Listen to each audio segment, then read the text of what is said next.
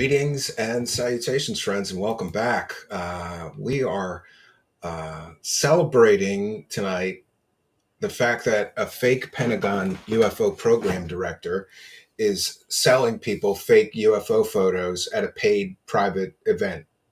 And I'm just wondering why anybody is curious, or excuse me, why anybody is surprised that a guy who lied about his entire work history in order to grift UFO dollars is selling hoaxed UFO photos in order to grift UFO dollars. It's kind of stupid. It's kind of ridiculous.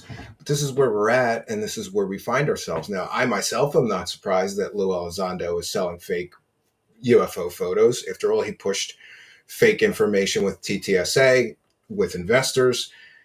His background was fake while they were soliciting millions of dollars in public investment money, lying that he ran a Pentagon UFO program that doesn't really exist or never existed. I'm just not surprised that that same person would be caught selling a fake UFO photo.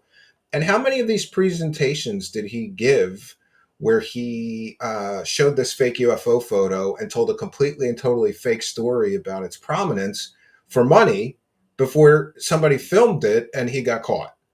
I think it would be fair to request that he make the entire presentation he gives public so that we can go through it and see what other fake shit he's selling in his presentation.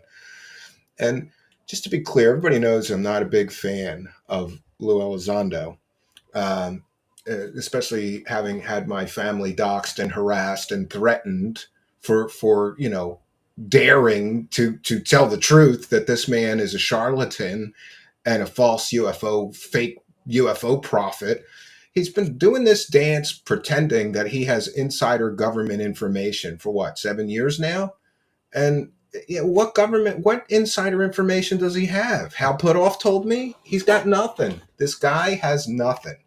And, at some point, this rises to a level of consumer fraud, in my opinion. I'm not a lawyer. I'm not a law enforcement officer. But if you're charging people money to attend an event where you're claiming you have secret government inside UFO knowledge and you straight lie about where a picture comes from to the people paying the money, somebody needs to explain to me how this is not fraud at this point.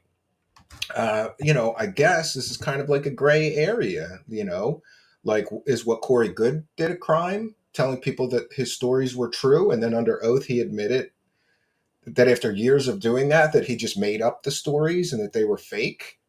At some point you say this, maybe it's not illegal, but it's certainly immoral and unethical. And coming from this Lou Elizondo, I'll always tell you the truth, unless there's some money involved, it's absolutely ridiculous. So we've got a special guest tonight, known as the Average Chris, or some of you may know him as Paranormal Chris. But before we begin tonight, I just want to take a moment to remind you that we are a viewer-supported show, and we'll take a moment to thank all of you kind and generous benefactors, including Twitch subscribers, Patreon supporters, YouTube channel members, and all you super chatters, PayPal pledgers. We appreciate all of you. Thank you.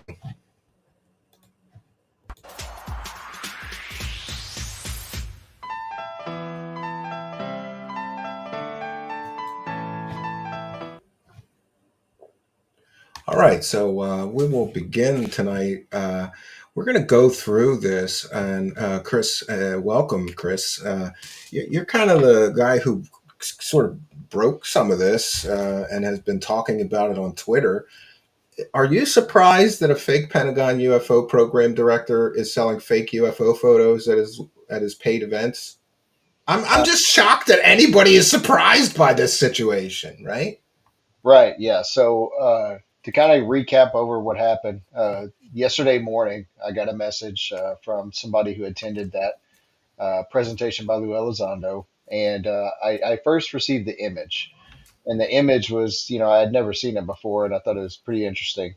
And then I didn't really have much detail besides that, and then there was also a video included, and I told the person, I said, look, you should probably get this video out because I feel like there's a lot more to this. And Absolutely, yeah. so we got naturally I got Green Street involved, and he was interested right away. And then I Yeah, had, thanks for bringing it to me first, Chris. well, well, No, I'm just kidding. He did a great job. He yeah, debunked this, and like what's interesting is basically didn't John from the Black Vault basically say it took him longer to write it up than it did to debunk it? basically, yeah. And so I had obviously, working and stuff, I didn't have the time to sit down and go through it. I made like a couple of posts. To me, I thought at first glance, I thought it was like lenticular cloud, because you can actually see Yeah, how a I thought very, the same thing. yeah, Well, I thought one of two. I thought lenticular cloud or Pepper's ghost. Everybody knows that I have busted third phase of moon using the Pepper's ghost method of creating a fake UFO many, many times. And it's interesting, Chris, that there's some parallels here. So in the third phase of moon hoax, they're claiming that there's this huge triangular thing in the sky. It was a bunch of lights in a triangle formation, and we found the house that they did it at, and we showed the patio lights lining up exactly through this pane of glass on this balcony to be the fake UFO. And they to this day swear that's not what it was. But my point to them was if this huge UFO appeared over LA, there would be news reports, there would be more videos, there would be other sightings. And exactly like that case, there's one picture from one person from one location and nobody else saw it. Therefore, this is an optical illusion, right? right. So, you mentioned LA. We all know that about the LA case that happened a long time ago. It made press everywhere. I mean, even the military reacted to it. So, anytime there's an event like that, like the lights over Phoenix, it's going to make the news. It's going to be talked about everywhere. And there was nothing that anything like that was out there. And the interesting thing is that Elizondo had this picture for like 2 years. And you mentioned Greenwald it took as much time for him to write out that thread that it did for him to actually debunk it. It's Exactly, yeah. it's interesting to me that somebody that claims to be the director of a DoD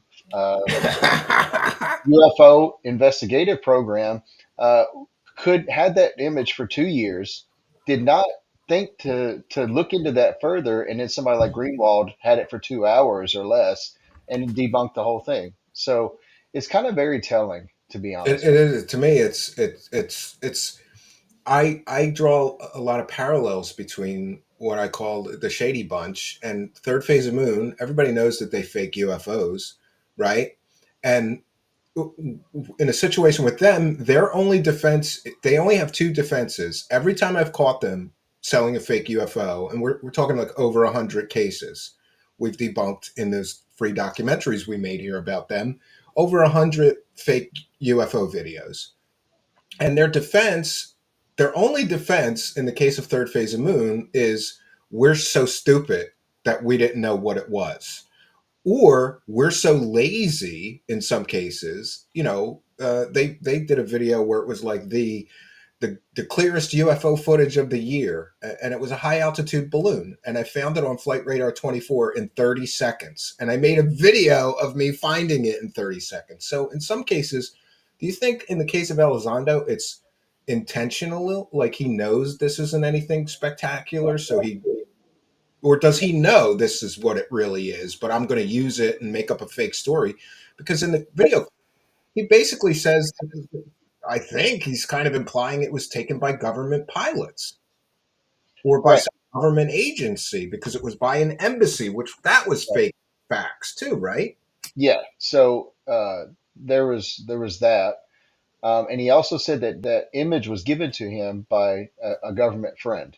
Yes, and Which, isn't he now basically claiming that if they set him up to discredit him or something, they gave him that fake photo on purpose to discredit him? oh yeah, well you saw that coming a mile away. Like when something like that happens, the first thing you're gonna say is, "Oh, it's a conspiracy against me." Blah blah blah. He's done that before.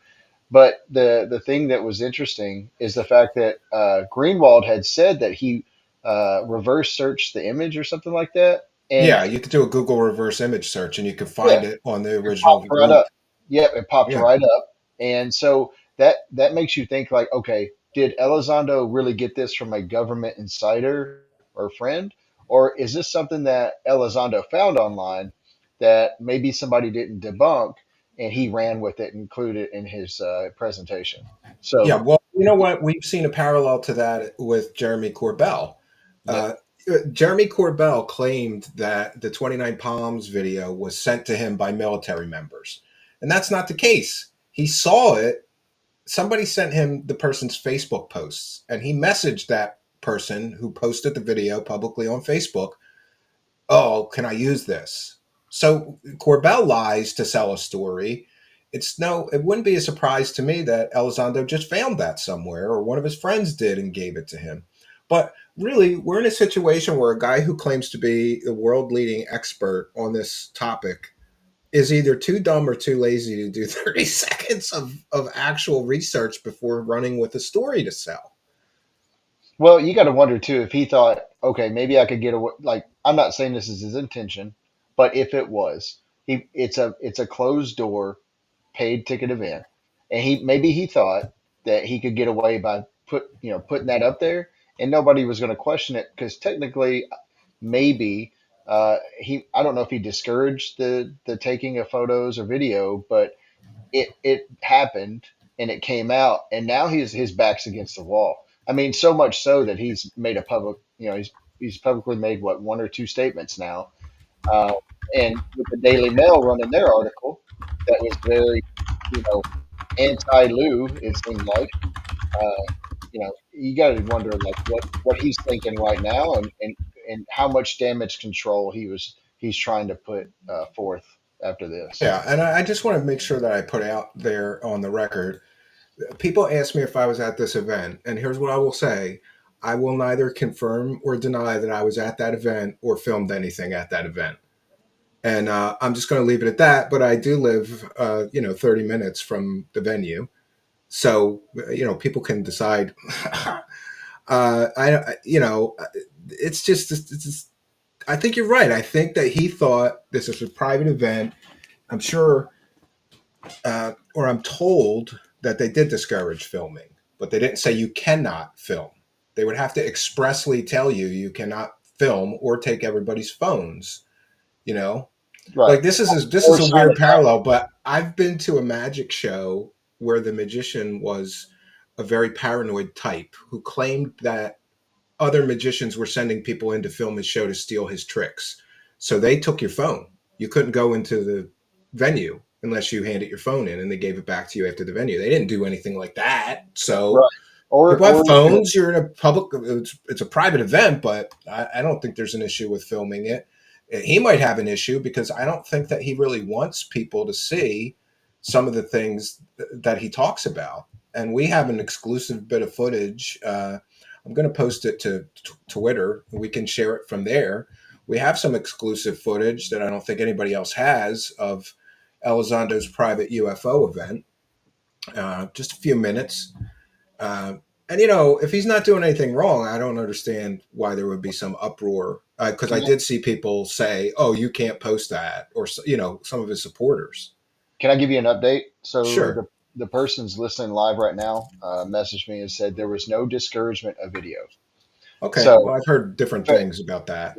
so it's fair game. I'm going to trust this person as to be honest, this person actually sent the stuff, and it's not like they're a big time Lou Elizondo hater. Matter of fact, he had reached out to me asking me if what do you think some good questions would be to ask Lou Elizondo, and of course my big one was like I want to like have him clarify the whole General Mattis thing because that to me I know is 100% fabricated, and it's fabricated because in his book he went a different route with it and he was no longer there, but in the story to Tom DeLonge, which Tom DeLonge said, Lou said several times that Lou said that this happened and he was there. So, that's the question I went Yeah, but with. I hear they didn't ask him any hard questions. People were asking about crystals in the pyramids and Oh well, yeah. I dumb mean, shit at this event. They weren't, you know, the first question I would have is, what did you do with all of the money that you collected with TTSA? Where did all that money go? Why did you lie to investors?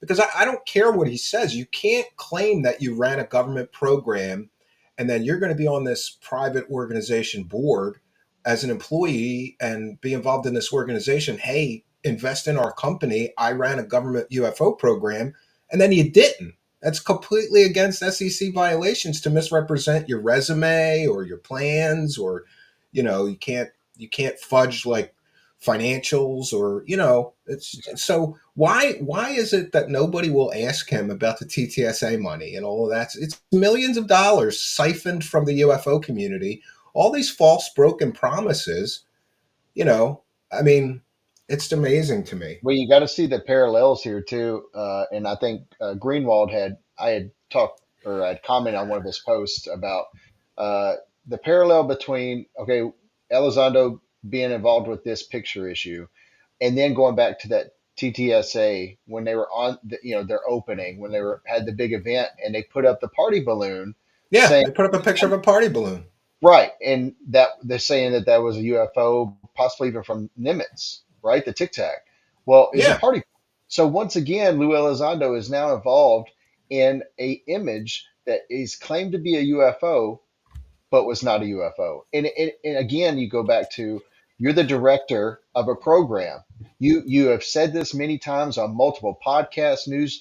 You know, Yeah, and didn't he say he ran the government UFO program for like 10 years? at one point, yes, and At one so point, he changed that now, but he's walked it so back. yeah, it's a striking situation where some guy who's been claims that he was like the government's UFO expert for 10 years, Mhm. but yet he doesn't know the difference between a party balloon or Right. an optical illusion, a chandelier, and it's startling to me. Like This one of these things does, one of these things is not like the other. You can't have it both ways.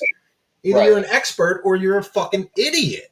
And I This think this guy is an idiot. the same guy that's claiming that he's a contractor for the Space Force on UAP issues, the same guy that can't debunk these pictures. He just puts them out there and peddles them to as UFOs, things that can't be explained. It has to be non-human intelligence. Well, that's not the case. And now this makes multiple times he's been involved with something like this. People I think they're starting to see the red flags all over X tonight. You have seen people that have normally either been on the fence or a little bit pro Lou Elizondo Oh, starting to yeah, he's like, getting yeah, hammered even by he's people getting that are former roasted. supporters. He's getting Yeah, hammered right that now. that Reddit thread. I mean, they are hammering him. And let's be He honest. deserves it. It's warranted. Like, I think the UFO community is tired of being peddled BS, and you got those people that are in the crowd. Now, granted, like I wouldn't pay to go to that thing just because I know how I have my feelings about Elizondo. I would only go to ask the hard questions during that presentation. But I feel sorry for the people that spend their money, their time going and seeing what this guy has to offer, and then heaven forbid they have an X account, and the next day they're like, "Oh yeah, I remember that image. What? That's a chandelier." You know what Yeah. I mean? Like you would Yeah. be so And, disappointed. and and just to be clear too, and to put on the record, I emailed the venue asking for some comment on this situation. We haven't gotten any comment back. And basically, I told them that you hosted a fake UFO Pentagon program director, charged people money to get in to hear about his vast governmental knowledge of UFOs, and he showed people fake pictures of UFOs, verifiably fake pictures of UFOs. He's admitted they were fake. Will you be issuing refunds to anybody that requests one? Because I don't understand how he could get away with this from the financial end of things like this. And how many times did he do this presentation with the fake picture before he was finally caught? It'll be you very know interesting to see moving forward because he does have a November 8th date. Because I checked the tickets because there's one in Georgia, which is near me. If I wasn't busy that weekend, I would be down there in a heartbeat. I don't know if he would let me in at this point because my face is now out there, but I would go out there and I would listen to what he had to say, but I would ask tough questions, and I guarantee he probably wouldn't hear it, especially after the first question. But I think, You'd be thrown out in a oh yeah, minute. I You'd be think thrown out in a minute. moving forward, it's going to be interesting to see if anybody takes video or takes pictures of the next events and see if he's still putting the same thing out there, or if he's had to go and step back and punt and say, okay, well I got to try something different now. So we'll see what happens and see how much noise this makes, especially with the Daily Mail with the article that came out. Yeah, and let's talk about that for a minute because for people unaware, the Daily Mail basically co-signs all kinds of fake alien and UFO shit. Yep. But they did an article hammering Lou Elizondo as basically a complete and total fraud, Yep. and for putting out this fake picture. It's it's pretty bad when that kind of a crap news organization suddenly does the right thing and reports accurately that this guy's a fraud and his picture was fake and he's selling this fake shit, and it Yep. was debunked in 30 seconds by somebody I would consider a real expert, and that's John. And I think John's an expert on many things, but he's definitely, the fact that he debunked it so quickly is startling. Yeah. So this guy has no excuse for why he didn't do any due diligence. Anybody can do a Google reverse image search. You just Google reverse image search, and then you get a site, you put the image in, it tells you anywhere on the internet that it finds it. This is the same argument that I had with Linda Moulton Hale selling pictures of video game covers. Oh, we didn't know. No, you should have known before you ran and got the money for this. I Yeah. was So going to you got to, share your other tweet here because I think this is important as well. One second. People are going to have to bear with me because this new software is tricky when I share something. You shared this as the. Hold on. Um, you sh- you shared this as on Twitter, and I think you make an excellent point. You said, "Here's a question for everyone. Here's a question everyone needs to be asking now. If Lou Elizondo has been caught using images of reflections as UFOs at paid events, does that mean the three famous videos he smuggled to Christopher Mellon were actually just UAV, UAS, or balloons? You have to carefully consider it now." And right on the release form, this has always been my argument. They knew from the beginning that those three videos were a depiction of UAV or unmanned aerial vehicles, balloons, and other UAS, unmanned aerial systems. In other words, drones. Mhm. So we've got them dead to rights using the balloon image at their press conference that wasn't what they said it was. We've got Lou Elizondo dead to rights using this chandelier image that wasn't what he claimed. And it's easy to make that leap that maybe they knew that these three famous videos were nothing. They're nothing burgers. They've turned out to be nothing burgers, and you know, especially go fast. Oh, it's booking. It's doing this many miles an hour. How could it go so fast? 40 miles an hour. Yeah. Typical wind speed over the ocean. Yeah. And but I mean, there's people that still hold on to those three videos. Like it is life or death. I mean, we know, what's his name? Merrick. Yeah, that Merrick von Schleckenbeyer. Yeah, that guy. He spends 12 hours a day. I think he's a paid I government really do. disinformation And agent. I've called him out on it. I was like, this is all you post about. It's just that one thing. And it's not that you could take that video and you could say what you want about it. But to me, it's not as anomalous as everybody says. It's been played so much that I don't see any significance in it, right? But you got people that hang on to these videos. And that document is very telling. Uh, I think that personally, I think what happened is that they thought that they could release these videos, and I really truly believe, like, Mellon does believe in this stuff. He stated it many times. Ironically, Yeah, after but he he did went, a 180 because he did at on one Joe point he Rogan. said, "I've been in government my whole life and I've never seen Yep, any evidence of yep, aliens or anything like that." And then suddenly he does a 180 and yep. is convinced that there's aliens and the government is hiding things. It has the hallmarks of a psyop. Like, why would he change his opinion so drastically? I mean, maybe he could explain that, but I've never heard anybody ask him about the 180. He's done all these interviews. They I just think leave it alone. I think either he's always been a believer and he kind of kept it under wraps because of his government position, or I think that he got in the inner circle of people that with the how put offs and everybody, and they influenced him and they showed him some things that they thought were anomalous UFOs, and I think that might have made him cross over. Or going back to my theory of I think what they're doing is they're creating the threat narrative to try to create AllSat 2.0. I really think that's what's going on.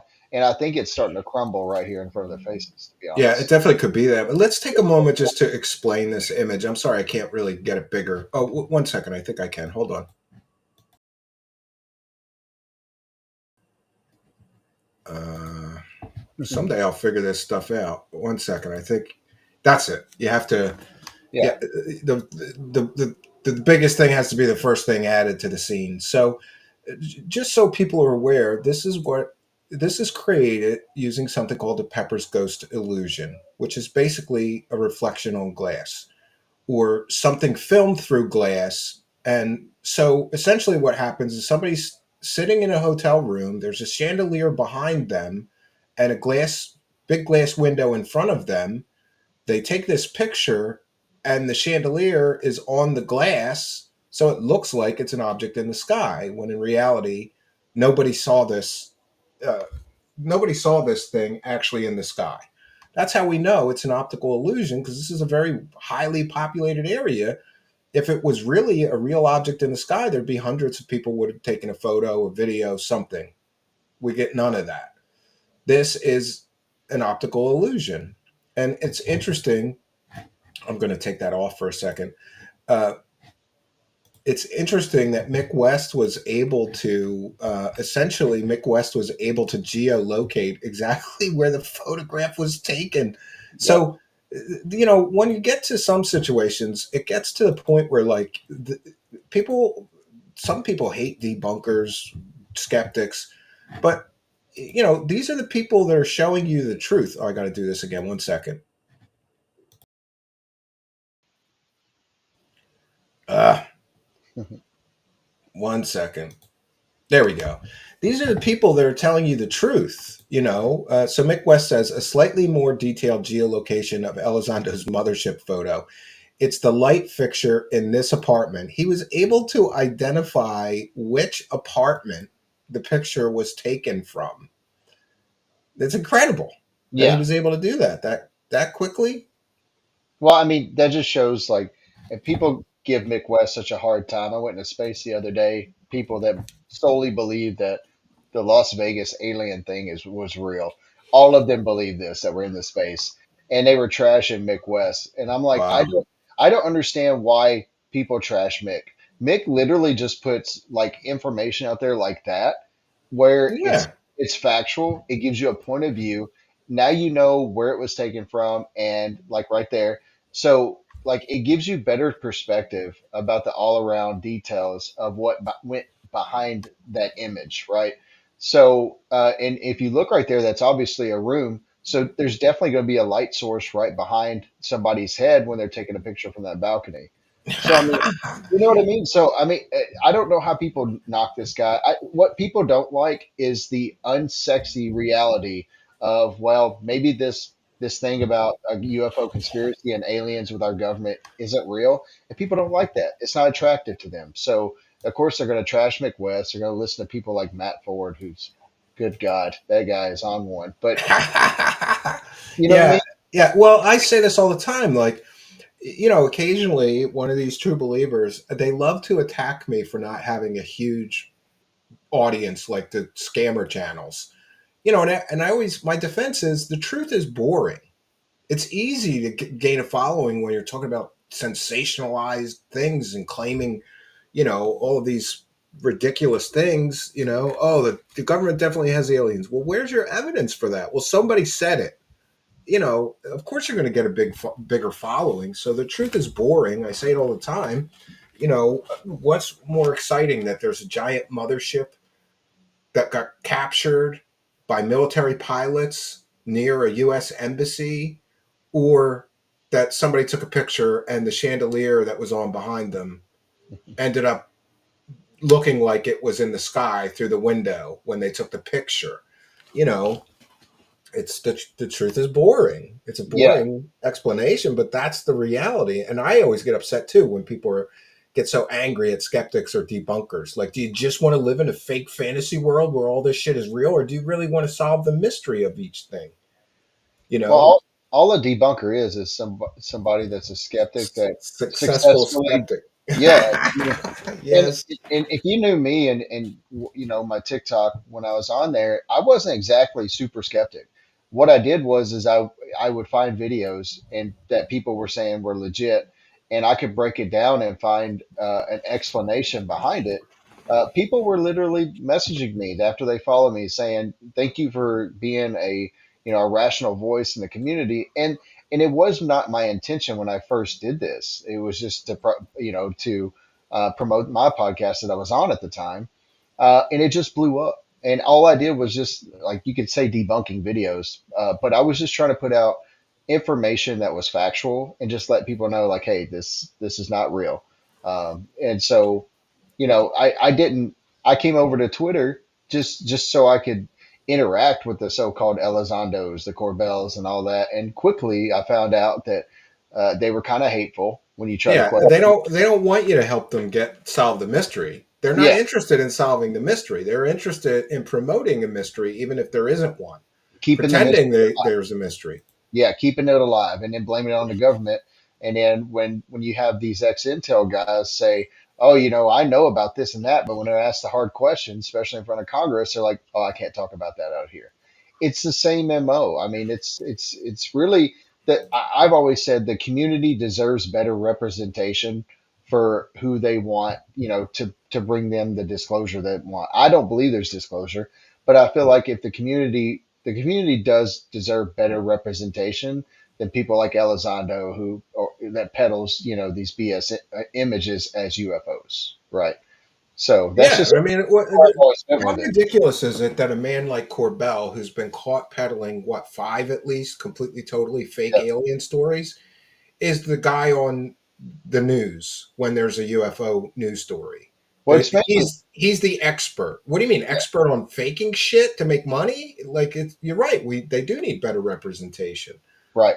Now he goes by the label of a journalist because he knows that he thinks he's protected when he's supposedly, releasing these videos or things that he's claiming, which by now, it's very clear that the images he got when he first started that podcast were from UAPTF files from either Grush, maybe Stratten. They've all been hanging out. They've been photographed at diners together and everything. Somebody that worked for UAPTF Yeah, it was either gave Stratton or Grush or probably gave or those or one of stuff those to him. one of those people involved with it, right? There's not that many employees or anything. There was never employees, right? There were, Stephen Greenstreet's gotten the actual numbers on that, but the thing is like that was one of them that gave Corbell those images, and then from there, Corbell ran with it, obviously, because he's going to say, yeah, these are UFOs. When realistically, I mean, you had flares, which there's actually some people that still think that's not flares, and to me, I saw at least probably one missile, uh, and there's other like diffractions of a missile. I've had former and current military personnel look at some of those images and without missing a beat, they're like, "Yeah, that's a missile.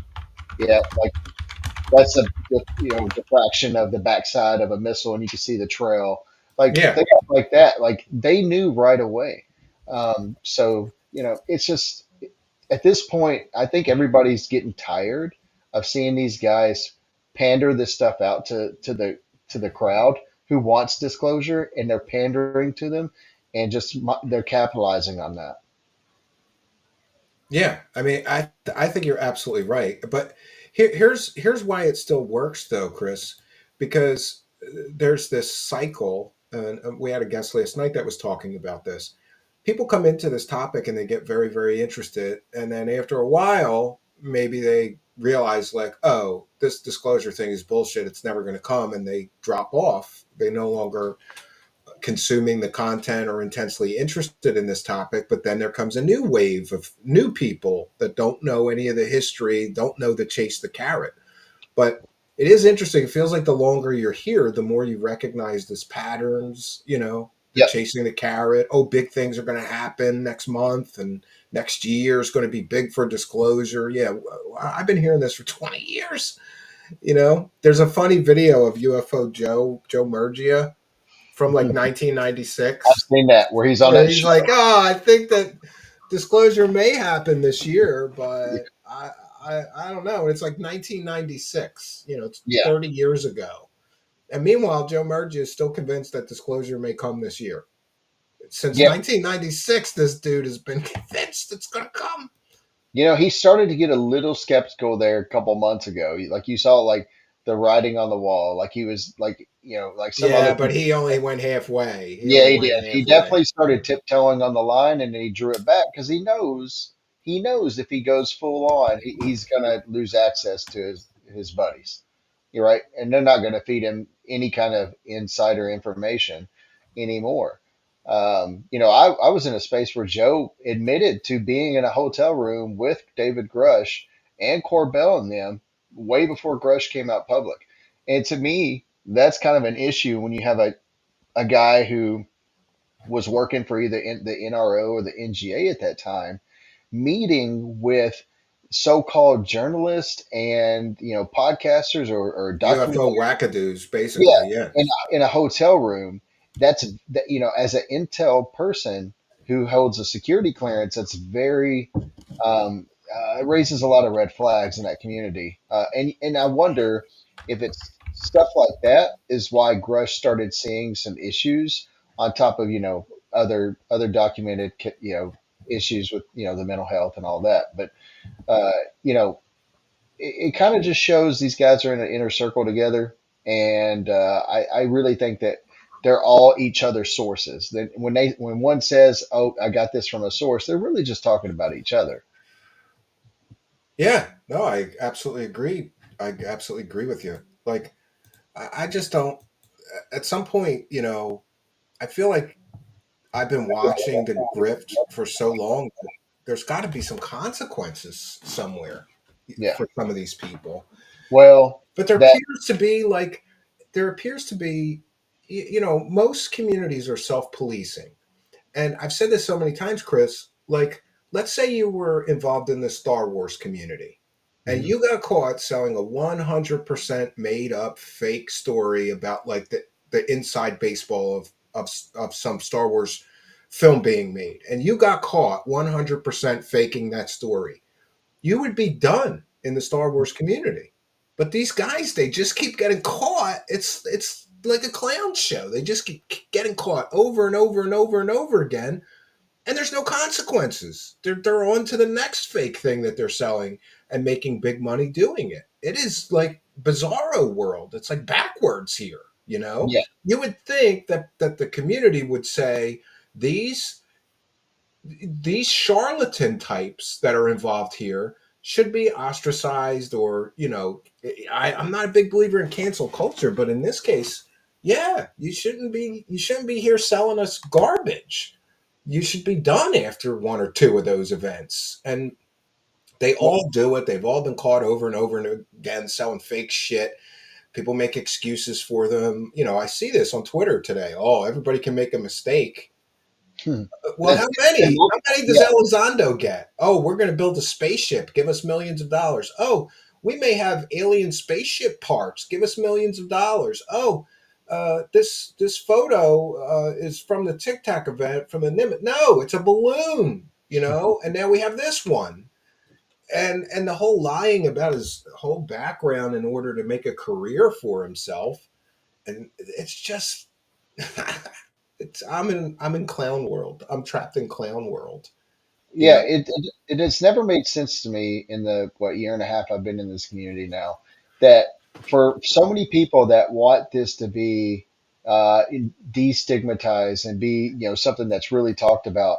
It Yeah, we need seems to get serious scientists to take yeah, this seriously. Well, don't show us Batman balloons right. and like birthday party balloons and claim they're alien spaceships. Like maybe that's the first step towards getting people to take this Right. seriously, right? Where do you guys draw the line on credibility, right? I mean, that's the problem. Like, if you want people to pay attention to you in the government, like you got to come with credibility. And when you have things like this that happen, and it seems like it happens kind of often, like of course people are going to kind of roll their eyes when they hear the word UFO and UAP now, which I firmly believe that UAP was just coined by our government or the military so that people can start reporting things, incursions over our airspace, which we know is happening, and it has been for a year or two.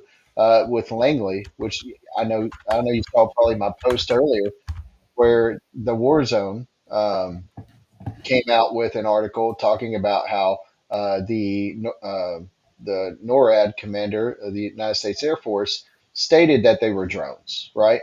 Yeah. Uh, so they're just they're saying they're unidentified. Right, that's what they're going to say in the open. We don't know what they're saying in classified settings, especially if they're adversarial drones. We're not going to broadcast. Yeah, Uh, if these are Chinese drones that are flying with impunity over our skies, that's a huge problem for the government.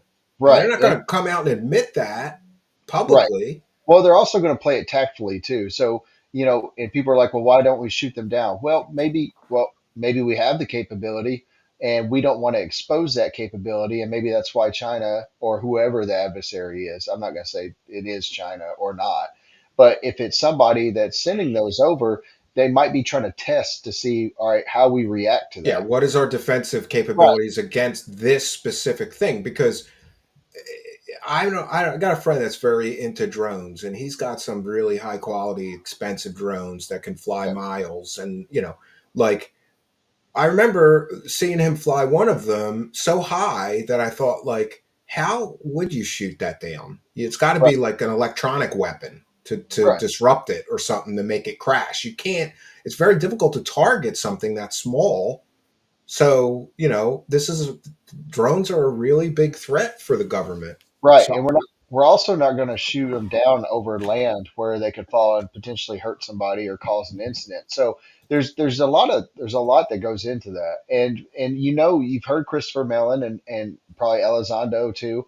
They have gone and talked about Langley, the incursions. I know probably Corbell's mentioned it too, where they're trying to pander, saying that it's UFOs, it's UFOs. Well, that article that I posted clearly states it's drones, and they know yeah, it's drones. And they also talked about the 2019 drone swarm. They labeled it as drones. Like, there's people in the government that knows what's going on.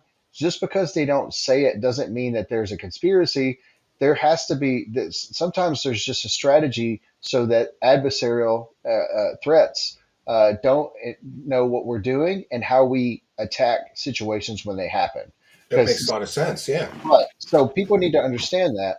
it's And sources and methods. Yeah, right, like yeah, and it makes sense. So people are like, well, they always happen over military installations, and that also goes into that article also mentions this, and nuclear sites. Well, that's not aliens. Aliens don't like they're not going to just hover around our military site. It's just that is further evidence that it's adversarial tech I agree with you. trying to collect. They're trying The to collect intelligence on our installations, military capabilities. Yeah. right? And See that's what we common got, sense, what's there. It makes sense that they would do that. It makes right? sense, total sense that an adversary would send drones, get footage, let's see what their capabilities at this specific base are, Yeah, and then they develop an intel report and file it with whoever their superiors. This is the information we have on this base, on this base, on this base. yeah. Especially over the ocean. I mean, wasn't there verified stories of like Chinese fishing vessels that were launching drones? Uh, That could yeah, be an I, operation. You yeah. know, So I mean, there might be some issues where there are probably reports out there where Chinese uh, fishing vessels also have other capabilities. I think that's out there. But there people just need to take that in consideration. The problem is these key people in the UFO community, like your Elizondos, your Corbells, Knapp, Mellons, they're using people's credentials in the intel community as a basis for why what they say has to be true.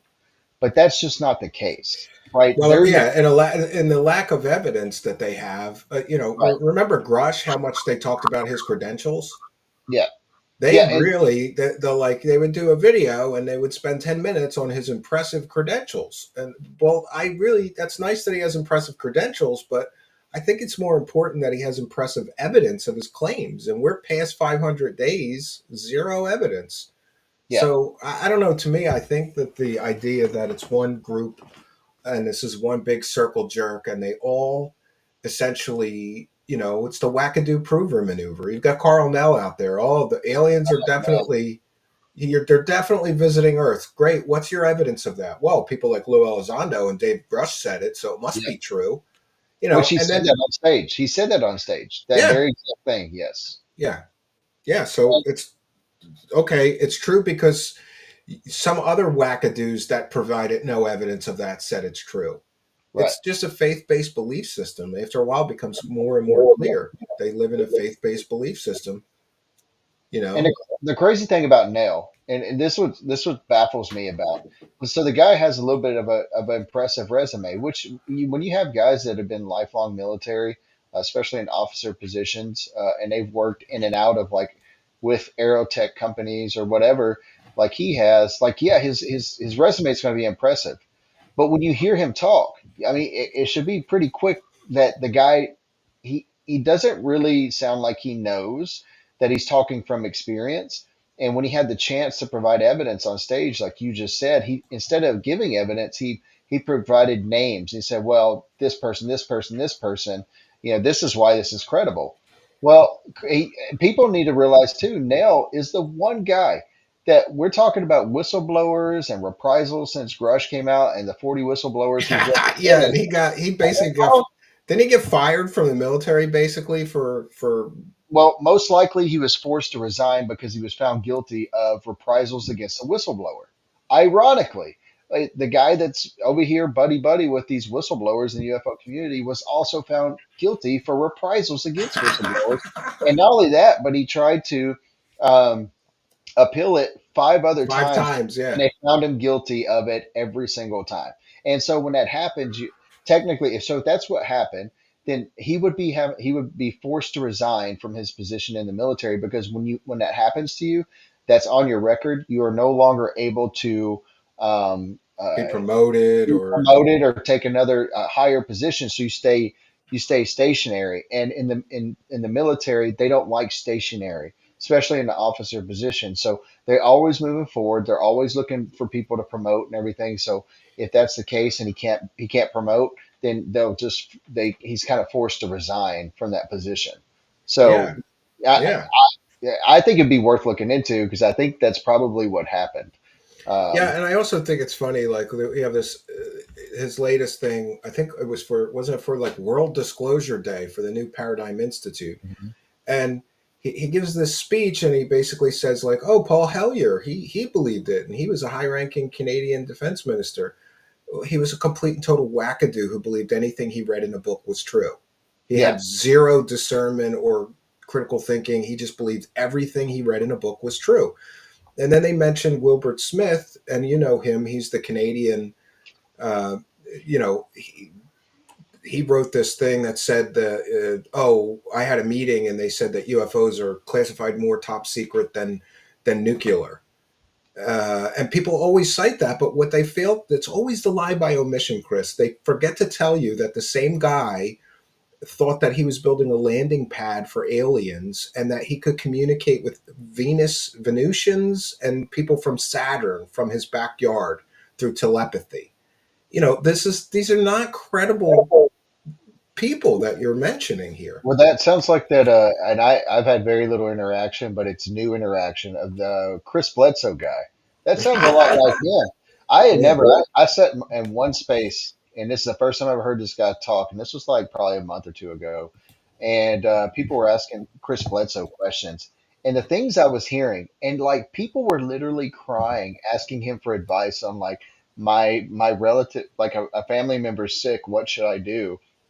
And like this guy is like It talking gets about dangerous at that point. Yeah. aliens or angels, and then all this other stuff. And I'm like, what is going Yeah, on? he's the one-stop shop for paranormal though. I remember he did a conference somewhere and they put a slide up on this big screen and it's like this dude has experienced Bigfoot, angels, demons, poltergeists, aliens, UFOs, psychic healings, angel apparitions, like, it's like if somebody has a fantastic story, great. But when they have 20 fantastic stories, you gotta wonder, like, really? Really? Well, my favorite thing, one of the things he said in that space was how members of the NRO, the National Reconnaissance Office, was out there, and they were constantly talking to him at his place.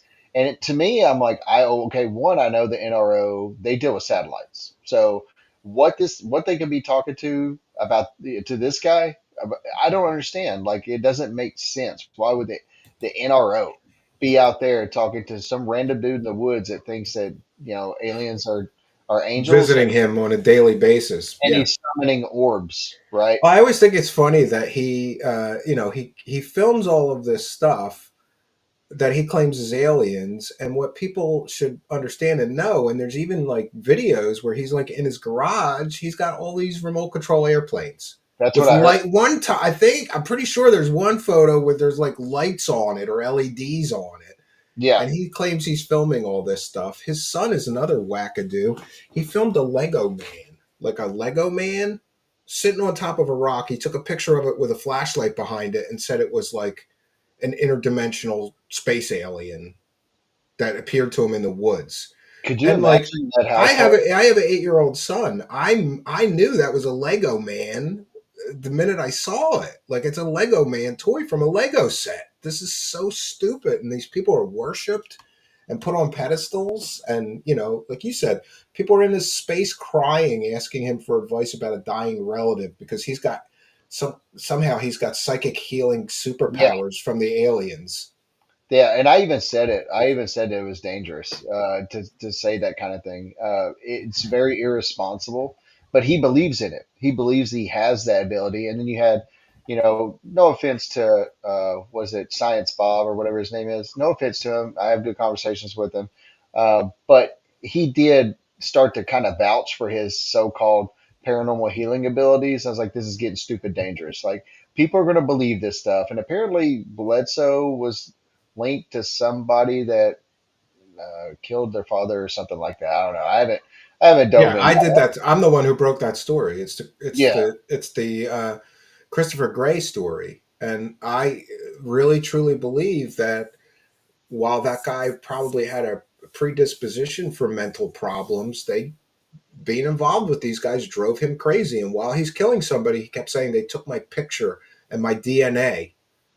And hmm. what does Bledsoe want for those healings? He wants a picture and your DNA.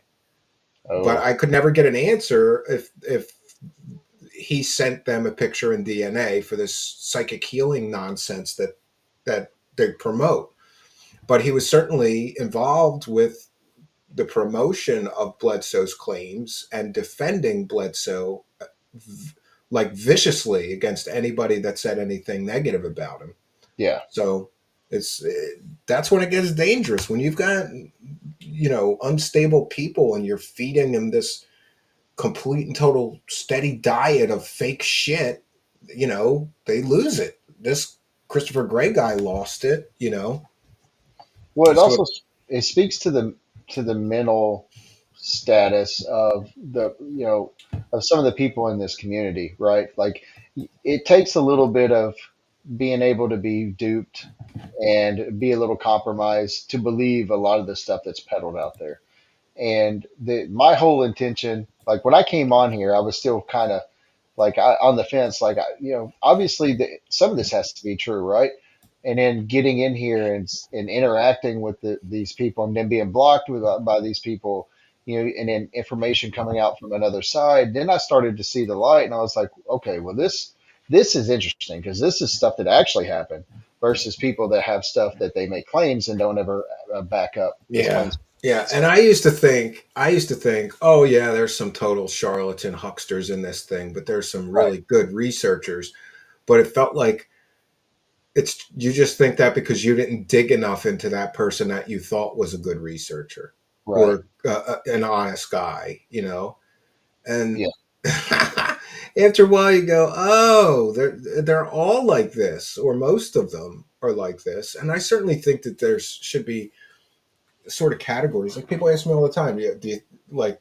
And it's a good question. Do they know they're selling complete garbage, or do they're so up on this thing they think everything? They're just seeing aliens everywhere. They see flare in the sky. Oh, it's an alien mothership, or So I guess maybe there is categories. Some people really believe that they're really doing good stuff and finding evidence of what they believe, and then there's other people that it's pretty clear that it's a business. It's just a Yeah. business. Well, that's where I've always been with Grush. Like, I do believe that he believes the stuff that he's being told. Yeah, I think he I, got manipulated. That But guy. but I do believe also that he's lied about his interest in UFOs and things like that. That's why when I called that out, when John Greenwald had posted a FOIA about the DoD IG meeting with Grush in 2021, and it was a transcript of what was said, and it stated that Grush had been interested in like UFOs like 15 years before, at that date, right, 2021, which he had gone on multiple podcasts like Joe Rogan Oh stating, yeah, I was never interested in this yeah, stuff. yeah, Yeah. it was never really on my radar. Remember that? And he said Hmm. it just like that. It was never really on my radar. No, I think he was coached to do that so that he Yeah. would appear more credible. Well, Lou Elizondo said the same thing when he Oh yeah, came I'm on. not a UFO guy. I'm not a ufologist. Yeah. Meanwhile, So, his total 100% of his income, Elizondo, is coming from UFOs. right. And don't you think that's part of the problem? Is that all of these guys have a profit-driven motive to continue to perpetrate mysteries out of nothing burgers like flares or misidentified drones or what they have a financial interest in saying this is a UFO, it might be aliens, you know? I also don't see how Lou Elizondo could still be working for the government when he's been doing this crazy run since his book came out of like podcasts and news station interviews and the tour doing these events. Like, if that's true, like, how is he finding time for work? And if he's not working as a defense contractor, then that means that his clearance could potentially, if he has one, is now inactive or on standby or whatever. So there's just things that like people don't think about. I feel like fully, and if they did, Well, and they I honestly, Chris, I don't believe anything he says. I know he said that he was a contractor through around space, UAP issues for Space Force. yep. I don't know that anybody's ever Well, verified that. Like, should you be well, able to go to Space Force and say, is this guy a contractor as he claimed? so I had a source that is in the space force, and he looked into that, and he couldn't find Lou Elizondo's information anywhere. And usually, if you're a contractor, a defense contractor, especially with a particular program, then you would be able to, or a particular branch, you would be able to find them and their information without going into much detail. Yeah, and But just to put it he out there because I could try too. If anybody can find me the source or clip of when Lou Elizondo said that he was a contractor for Space Force, I don't know if it was in an article well, or it he was said. just recently. Recently, he said he worked with David Grush with Space Force. You're right. I'll be able to find it on It Mike was Colangello's Twitter. it was an interview That's with it was yeah, that but interview with News Nation and Ross yeah, Coleman. but I think Mike Colangello clipped that specific part where he Yeah. talked about Grush and working at the NGO, and yeah, I'll Well, check into it because I did actually. It's they on have my it. it's somewhere out there. I actually clipped that video where it says that. Okay, News I'll News find it, Nation. but I can definitely, I have real press credentials now, so I can go to them and say I want verification that he is indeed a contractor or not for the Space Force in any capacity. And I don't need to know what he does or what. I just need verification. Either he is or he is not a Or if contractor he for or if Space he Force had ever been. If he had or ever been, ever been. Yeah, yeah. You got to you got carefully something. word these requests. Yeah. Yeah, yeah, Well, I mean, and that would be very telling, right? And even if you're a contractor, like it sounded like he was just on an advisory status. So even then, he could have just been, "Hey, reach out to me." Like, he's not getting paid by the Space Force. Just reach out to me if you guys ever have any questions about certain yeah. But dimensions. that's again, that would be considered to me. That would be considered a real big embellishment and exaggeration. Just Could being be. like an unpaid, friendly, oh, call me if you need anything, versus an actual paid contractor doing actual real work, you Right. know. But it wouldn't surprise me if he just embellished and that's what the truth is. Oh yeah, I talked to so and so and told them I would be happy to be in an advisory role if they need any information on UAP or UFOs or Which is I could see interesting. it. It's interesting because Grush, if you look at his resume, he's never worked for Space Force. He's worked for U.S. Space Command, which is the Space Command of the Air Force. Uh, so it's interesting to see if Grush and him actually did work for Space Force in any capacity. If anybody, it would have been Grush. I don't know how Grush would have been able to do that with it in his time with the NGA, maybe with the NRO, but that was before Space Force was even a thing. So I don't really know where that would have lined up.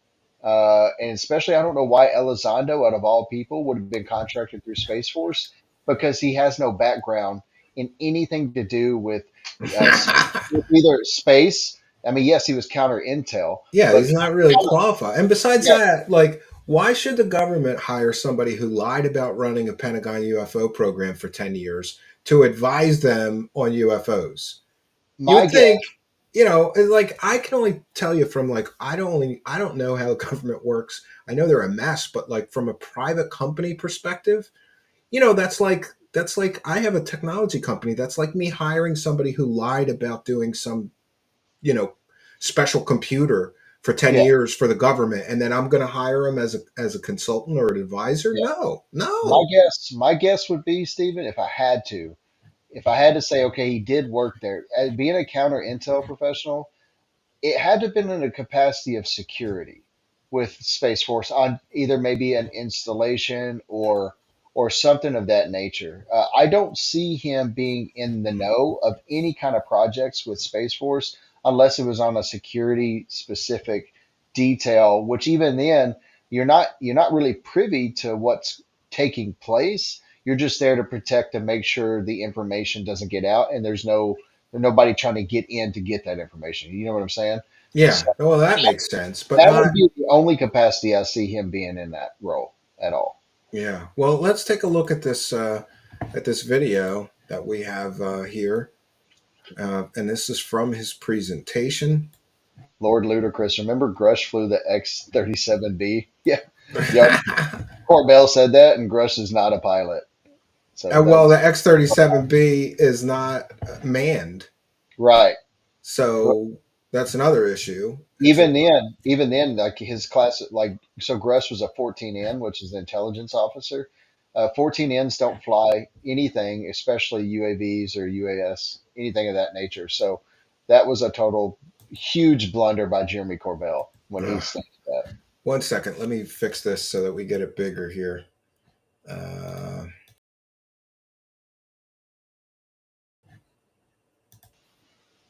there we go. And I'm going to cite fair use. This is a transformative work. We're educating the public about Lou Elizondo's paid presentation here. Here he's talking about videos the government officially released. And here's where I have another problem, Chris. Those videos that he got out of the Pentagon were never intended for public release. No. So And he's been profiting from those videos that he basically got out of the Pentagon in one way or the other, him and his buddies, and he's been profiting from this government property that was never intended for public release for years now. At what point is that not a prosecutable offense? You know, yeah, maybe so it's a gray area, but it's shady as hell, isn't it? well, they were definitely looking to try to maybe prosecute him because the Air Force OSI investigated this particular thing, and I don't know how. Like John Greenwald has the document trail, and I read through it once. I can't remember the exact details, but it got to a point where I don't think so. Those videos weren't authorized for public release, but at the same time, I don't think they were classified. It maybe, especially those specific clips, like it didn't show any kind of sensor information that those were being taken from. It doesn't Yeah, seem like it wasn't a problem. It wasn't like they were taken from a classified platform like a right, Reaper drone. So there right. wouldn't be an issue with those being Now sources stuff, of method problems, right, right? stuff can still be unclassified, but just not for public use at that time, right? And what I think, with there's theories about what happened here, but Elizondo leaking those and then immediately resigning and I think he might even tried to take early retirement. I can't remember how that went. There's three different resignation letters, as you well know from Yeah. what Yeah. He Greenwald's. can't even get a story straight about why he's Right. quitting. So that my big tell is what actually happened. Did he actually take a deferred retirement, And maybe with that investigation, they made a deal and said, look, you're going to waive your retirement and we don't prosecute you for releasing these without authorized Don't you think the disclosure. government should have to tell us that if that's indeed what happened? Well, I don't know. That's kind of out of my realm. At this point, it just would be making assumptions, I guess. Yeah, But yeah, to me, if a guy's out there doing that and he's shady and he resigns right away, I think the determination was okay. These videos weren't classified, but we weren't trying to release them. The Navy didn't want to release them yet. Okay, so we're just gonna go ahead and just all right, let them be out there because the 2017 article with the New York Times already had that stuff out there, and so they're just like, all right, well, now we're just yeah. gonna You can't put the toothpaste back in the tube. It's already right, out. right. Yeah. And that doesn't mean that they were hiding anything. That just might be information that they were still under an investigation. They were still trying to figure out what those were. Well, I generally think that like footage taken from any military platform is not generally released to the public. It's not. No, because generally those platforms and maybe those sensors that are used are classified. It's not that whatever's in the image, like Yeah, the it's not like, oh, they filmed aliens. We have to right, classify this and right. cover this It's up. not. It's just It's it's the platform that took it. Like in other words, yes, a Reaper drone is a classified platform that they right. want to keep secret. So anything taken by a Reaper drone is automatically classified because of the sources and methods. Right. They want. And we Yeah, don't want the adversary to one know our capabilities, and we don't want them uh, taking that information and then also building their own and using it as well. Like we're trying to maintain an advantage as far as technology. So again, to reiterate, it's not that the object in the video is classified or it's some kind of mysterious thing. It's the sensors and everything that goes into recording that information that is on screen. sure, sure. That's what would be classified, and I think that's what It's was like the happening. jellyfish video that was taken from a wartime platform, a surveillance platform. You don't want to Right, give your adversaries like, here's how we film all around our right. military bases with this And this is capability that we and this is have. what we use, right? This Yeah, is because then they have an inventory of what's there, and that's what we don't want. We want yeah. to maintain that advantage. So Well, let's take a listen and see what kind of shit, what kind of bull. But I just find it fascinating that he's been profiting from those three videos that are basically worthless because they prove nothing for all this time since 2016, 2017. nothing That's where anonymous. most people think this conversation really started. But you know what? It didn't. I want to spend a little time on this for a second because this is a gem. Now, everybody hears about Roswell. Right? Roswell, Roswell. This is a memorandum, letterhead, United States Air Force. This is actually at the Pentagon, okay? Subject line. Summary of observations of aerial phenomena in the New Mexico area, December, when? 1948 through May 1950. Now, I just want to stop it for a second there. Isn't it interesting, Chris, that this guy that claims he has all this insider government knowledge, the only thing he has is the same shit that me and you can find on the internet? Absolutely, He and never has any real government inside information. It's just shit he found on the internet. again, this goes back to using their credentials and then peddling stuff that you and I can find, but using their credentials and their background to say, hey, this is credible, we're credible. Yeah, yeah. Well, let's see what he says about let me this. read a couple pieces here for you. It was determined that the frequency of unexplained aerial phenomena in the New Mexico area was such that let's see here, an approved. He doesn't even know the Organized, document. I got my Can't even contacts read on it. my glasses. He can't, An doesn't even organized know it. plan of reporting these observations should be undertaken. The observers of these phenomenon include scientists, special agents of Air Force OSI, airline pilots, military pilots, Los Alamos security inspectors, military personnel, and many other persons of various occupations whose reliability is not questioned. And what are some of those shapes? Disk or variations. This summary of observations of aerial phenomena has been prepared for the purposes of what? Re-emphasizing and restating, right? It's not their first time having this conversation. The fact not the opinion, the fact, that phenomena have continuously occurred in the New Mexico skies during the past 18 months and are continuing to occur.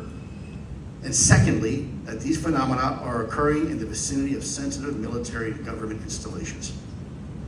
This was a very classified document at one point, folks. Yes, and again, this could be adversarial technology they were concerned with, right? Like some kind of spy planes or whatever. Right. So this has always kind of baffled me. At what point did we go from the threshold of flying disc and saucers to spheres, orbs, and all those things? Like there's somewhere that happened, and Yeah. you don't see disc anymore. All you see are orbs, right? Balloons, whatever, or drones.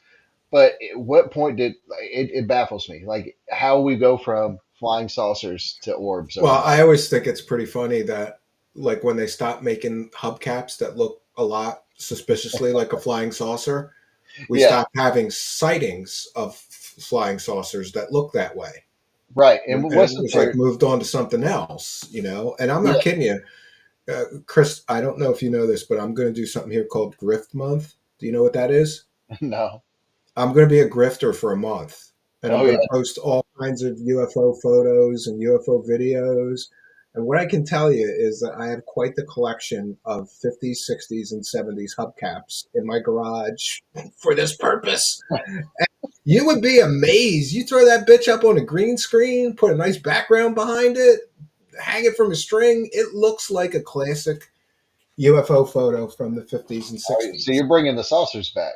I'm Nice. bringing the saucers back, but we're Yeah, gonna we're gonna definitely come up with an explanation for why the saucers came back, like a throwback. backstory. Yeah, no, like Throwbacks. we tried to back engineer these in the 50s and 60s when we first recovered them, but we made very little progress. But we got a new scientist on this recently who cracked the code of the power system, and we were able to power them up and test them again.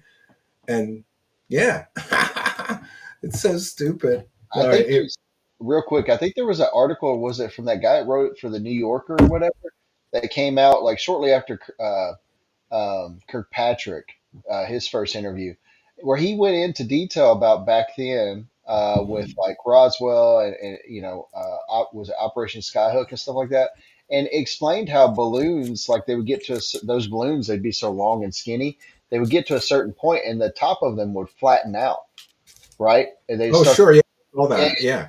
and then that's that he had gone into where that could be the explanation where a lot of people saw these saucers because depending on what angle you're at, looking from the ground up, and you're seeing something flatten off, and it has that circular motion, but you can't see what's hanging down. There's your saucer. I mean that is a plausible explanation as well, but who knows? Who knows? I like the classic flying saucers, though. Yeah, they're fun. And what's the date of it? May 1950.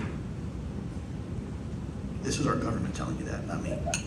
So this is people paid big money to go hear this guy talk, and he's showing a document that anybody can get, probably on the Black Vault and 100 other sites, above Top Secret, Avalon Forums. I thought he's supposed to, again, he's been doing this dance that he has secret government inside knowledge, but everything he talks about is public domain. Everything. I mean, really, the only thing he had access to was the Allset program and their nickname ATIP, which was the only thing that he's really stated that wasn't public knowledge at one point, right? Until 2017. So that's where I think people still hold on to like he's some insider. But all it was they even said, who was it, Bigelow or uh, whatever, the Calm Kelleher or however you say his name? They said that they hired him on just the for the counter intel aspect. And so he never really participated in any of the stuff, Yeah, and he wouldn't have access to the information just being used to. because he wouldn't have the skill level. He's not a scientist. Why would he be in it? Why would he be involved in anything UFO related when he doesn't have that skill set of like anything scientific on the Yeah, yeah, that's a good point. Well, let's see what else he has to say about this public domain document that anybody can get on the internet for free. And there's a treasure trove of these documents. Notice there's only like 50 There people are at this literally event. thousands of these documents have been officially prepared in some cases by none other than J. Edgar Hoover himself, director of the FBI, director of the CIA, and the National Security Council. Ooh, So you spooky. don't need to take my word for it. You can take their word for it. And I love, Chris, there's always this jump. Like, see, the government says UFOs are real, therefore aliens, And right? cuts right to a picture Yeah. of a Real UFO, photo. real photo. Let me tell you a little bit about this. Okay, so this is the photo that he just got lambasted for, the Yep. fake Romania chandelier. And then we're going to open this up for some discussion. We were having pilots, military pilots and civilian pilots in Eastern Europe and in the Middle East report what unimaginably seemed impossible.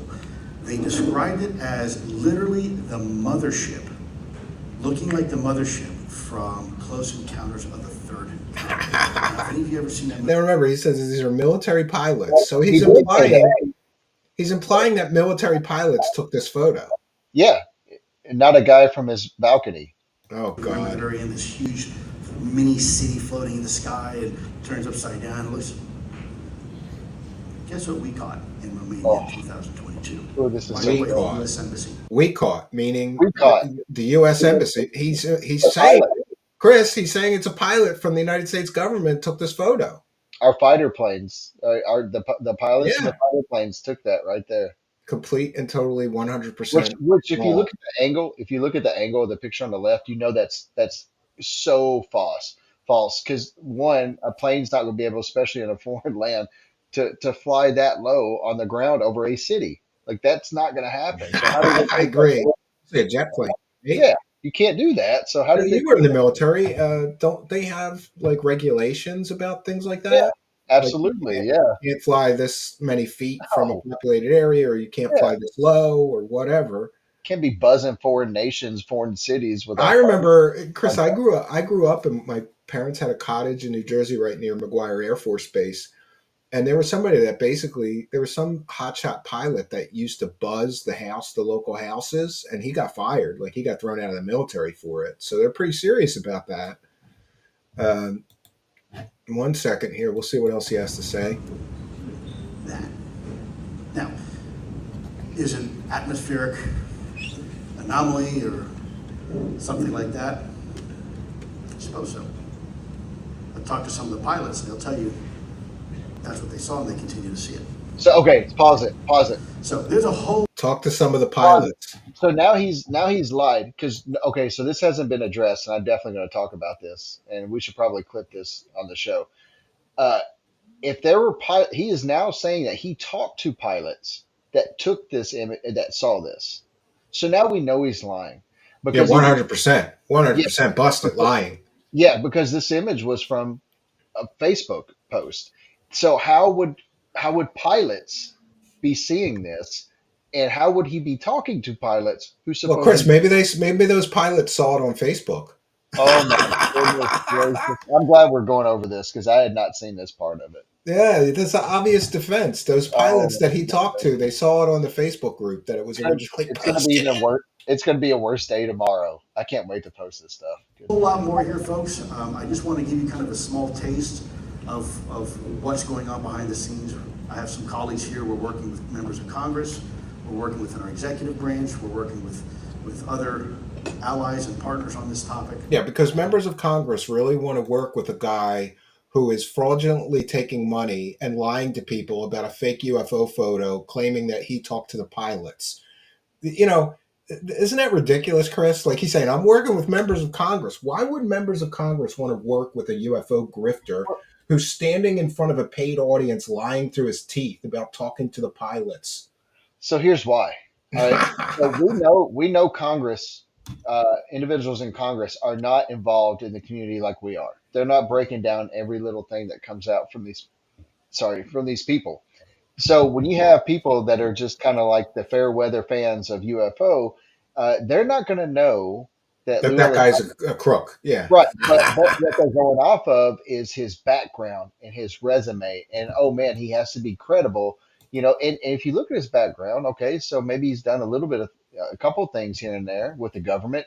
And there's things I know for a fact that there's jobs that he's had as a contractor, and I've seen them that he has had that's not been made public. And they're not what people think they are. I will tell you that firsthand.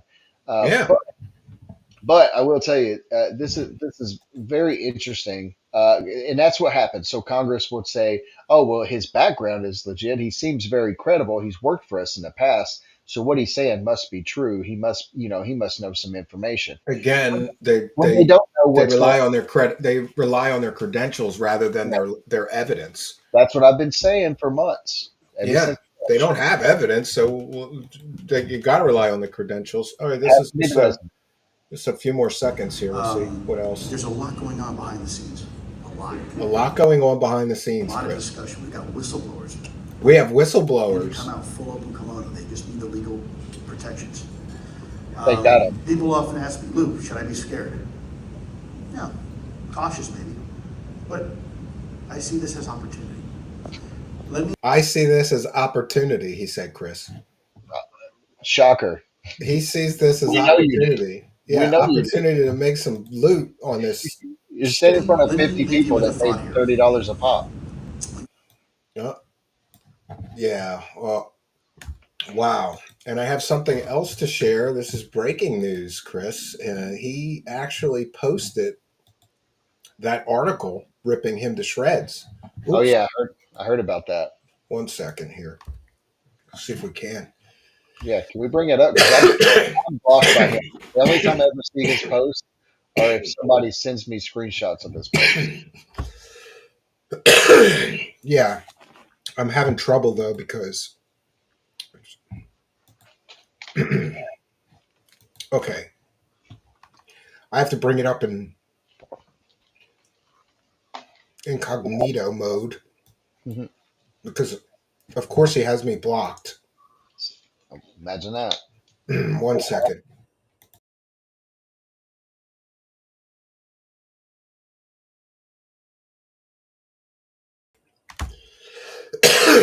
Okay, let me get over and read this. No, Yeah, water break. I'm responding to this article for two reasons. One, I'm not afraid to say when I've made a mistake. And two, I've just sent this response to the journalist, was on a plane until now, but obviously too late for him to include. So I am posting my response to his question for you all to see. I have chosen to put myself out there under the microscope and expect criticism. I also realize it's very easy to sit back and judge when not knowing the full context of the situation. My response to the journalist who wrote the article: controversy is nothing new to those who research and study the mystery of UAPs. Controversy can sometimes provide additional insight and is a healthy part of discourse. He just got caught lying through his teeth, and he's just going to call it controversy. From the Oh, beginning of my endeavor 7 years ago, I have pledged my complete commitment towards transparency and inviting the public to help solve some of these mysteries. As early as 2017, while still in the Pentagon, I facilitated the release of the now famous Navy UAP videos to help get the public's assistance to figure out what we in the government could not. My efforts to engage the public now are certainly no different. To illustrate this point, I most recently gave a presentation where at the beginning I spent several minutes explaining the necessity to ensure we, disclosure advocates, do our very best at ensuring we remain objective and our own worst critics. I then used an example of a recent video taken which appears compelling at first, but then I then deconstruct elements of the video using artificial intelligence to highlight the reality that the object in the video is in fact not a UAP and emphasize to the audience the need for increased diligence as we analyze future videos, pictures, and media. I believe objective analysis is critical whether one is a diehard skeptic or a true believer. hmm. Towards the end of the presentation, I later showed a photograph provided to me by a former colleague in the US government. Unfortunately, the photo that was provided to me was not suitable for the AI analysis given the limitations of the AI prototype. Oh, he needs AI to do basic Google search? The photo was said to have been properly vetted, and I took it at face value. Fortunately, some users on social media were able to find a logical explanation for the photograph. Getting public engagement. Yeah, he's taking this like, well, see, we solved it. It was good Yeah, that I showed everybody a fake UFO picture for money and lied about talking to the pilots. Getting public engagement is precisely one of my motivations in sharing these types of photos. The fact that we now have individuals in social media with the expertise and willingness to conduct the much needed analysis is extremely encouraging to me and is welcome news in my opinion. As such, I think this further illustrates why the public should remain fully informed of all developments. As for me, I am grateful for the public's help in resolving this case. Furthermore, this references the notion that we must all remain vigilant and always question the data, including myself, even when that data may be coming from the government. What a So, like, that's crazy that he said that, like, if go back up a little bit, if you don't mind. All right, go back up. There was something where you broke. Keep going up for right here, I think it was. I then use an example of a recent video taken which appears compelling at first, but then I deconstructed elements of the video using yeah. So he's basically saying like, well, in other parts of my presentation, I showed a photo yeah, and then but we showed why it wasn't a UAP. but we didn't see that there. Yeah, So I exactly. don't know what he's referring to because he didn't do it. Now that we've watched that video, he did not do that for that particular case. So Yeah, I think, oh man, I'm going to get that clip and I'm definitely going to post that because now we can double down. Like he could say that he's posted these posts, but now we can show the video where he actually claims he talked to pilots. If you can no longer say that you weren't duped or you didn't actually lie about this, if you went and told these people I talked to those pilots, well, that means that those pilots, where are they? Like, yeah, yeah. we Notice he didn't address the fact that he lied and said he talked to the pilots. well because that part of the video I don't think is out there yet. Oh, well, we got a True Seekers exclusive. It's I posted think on my so. Twitter or my X at Stephen Cambion. If you'd like to see the full video, it's about 6 minutes. We played it for you, but everybody's free to have it, clip it. We always share whatever we can as far as evidence. And I think that's really damaging that he says he talked to the pilots. It's really That's the damaging. nail in the coffin. Because then you go from making a BS excuse saying, "Oh, somebody in the government gave me this picture," when we know it was already out there on open source. Yeah. So He said he that talked to the pilots. He got, yeah, that's the nail in the coffin. Because now we know you're lying because you said you told the people in the crowd that you talked to pilots to confirm this. Well, yeah. And this is what they saw. yep. So where are those pilots if it And was given the method in which the fake UFO photo was made, no pilots could we're have in the seen that in the sky and told him that. right? Nobody saw it in the sky. It Yeah, wasn't in the sky. It's an it wasn't optical in the news. illusion in a photograph, but nobody saw it in the sky. Yeah, you remember it was like a couple of years ago. Do you remember when there was like this big, huge red cloud that was like circular shape? It was in like Turkey or somewhere. Do Hmm. you remember that? It was headlines. Hmm. Everybody's like, oh, look at this. If that was real and that would have happened, why can we not look for the headlines of this anomaly that happened over that particular area? It Yeah, should be in the there is news. none. There is Right, none. Yeah, right. because nobody saw it. Just exactly like the case of the lights over LA third phase of moon hoax. Yeah, They're trying to tell me that there's this huge lit up UFO in the sky, but only these guys that have a UFO YouTube channel saw it. There's no right. headlines. There's no. I called local LA news stations. Did anybody report UFOs? Do you have any footage of a UFO last night? It occurred at this time, this date? No, no, nobody had any. No newspapers, no police reports, nothing. Zippo. And we know in the past that especially local news agencies, if there's a mass number of calls about, Yeah, hey, they'll run a story. yeah, if you they're like, hey, we're seeing stuff in the sky. If enough people call, then they're going to run a report about that, and it would be out there. Well, if that anomaly was real in the sky over a populated area, that would be everywhere, and it wasn't. Lou Elizondo's lied. I think he's got caught. Now he's caught lying, and the pilot thing that he stated is now the nail in the coffin for me. Yeah, it is for me too. But it's no surprise that he's lying to sell his narrative. He's been lying to sell his narrative since the very beginning. Oh, I ran a $22 million funded Pentagon UFO program. No, you didn't. Right. So and he stood in front of investors and lied with his buddies saying that they may have alien spaceship parts and we may, or we're going to build a spaceship with a revolutionary power source that will change the world. Invest in our company. Those are lies.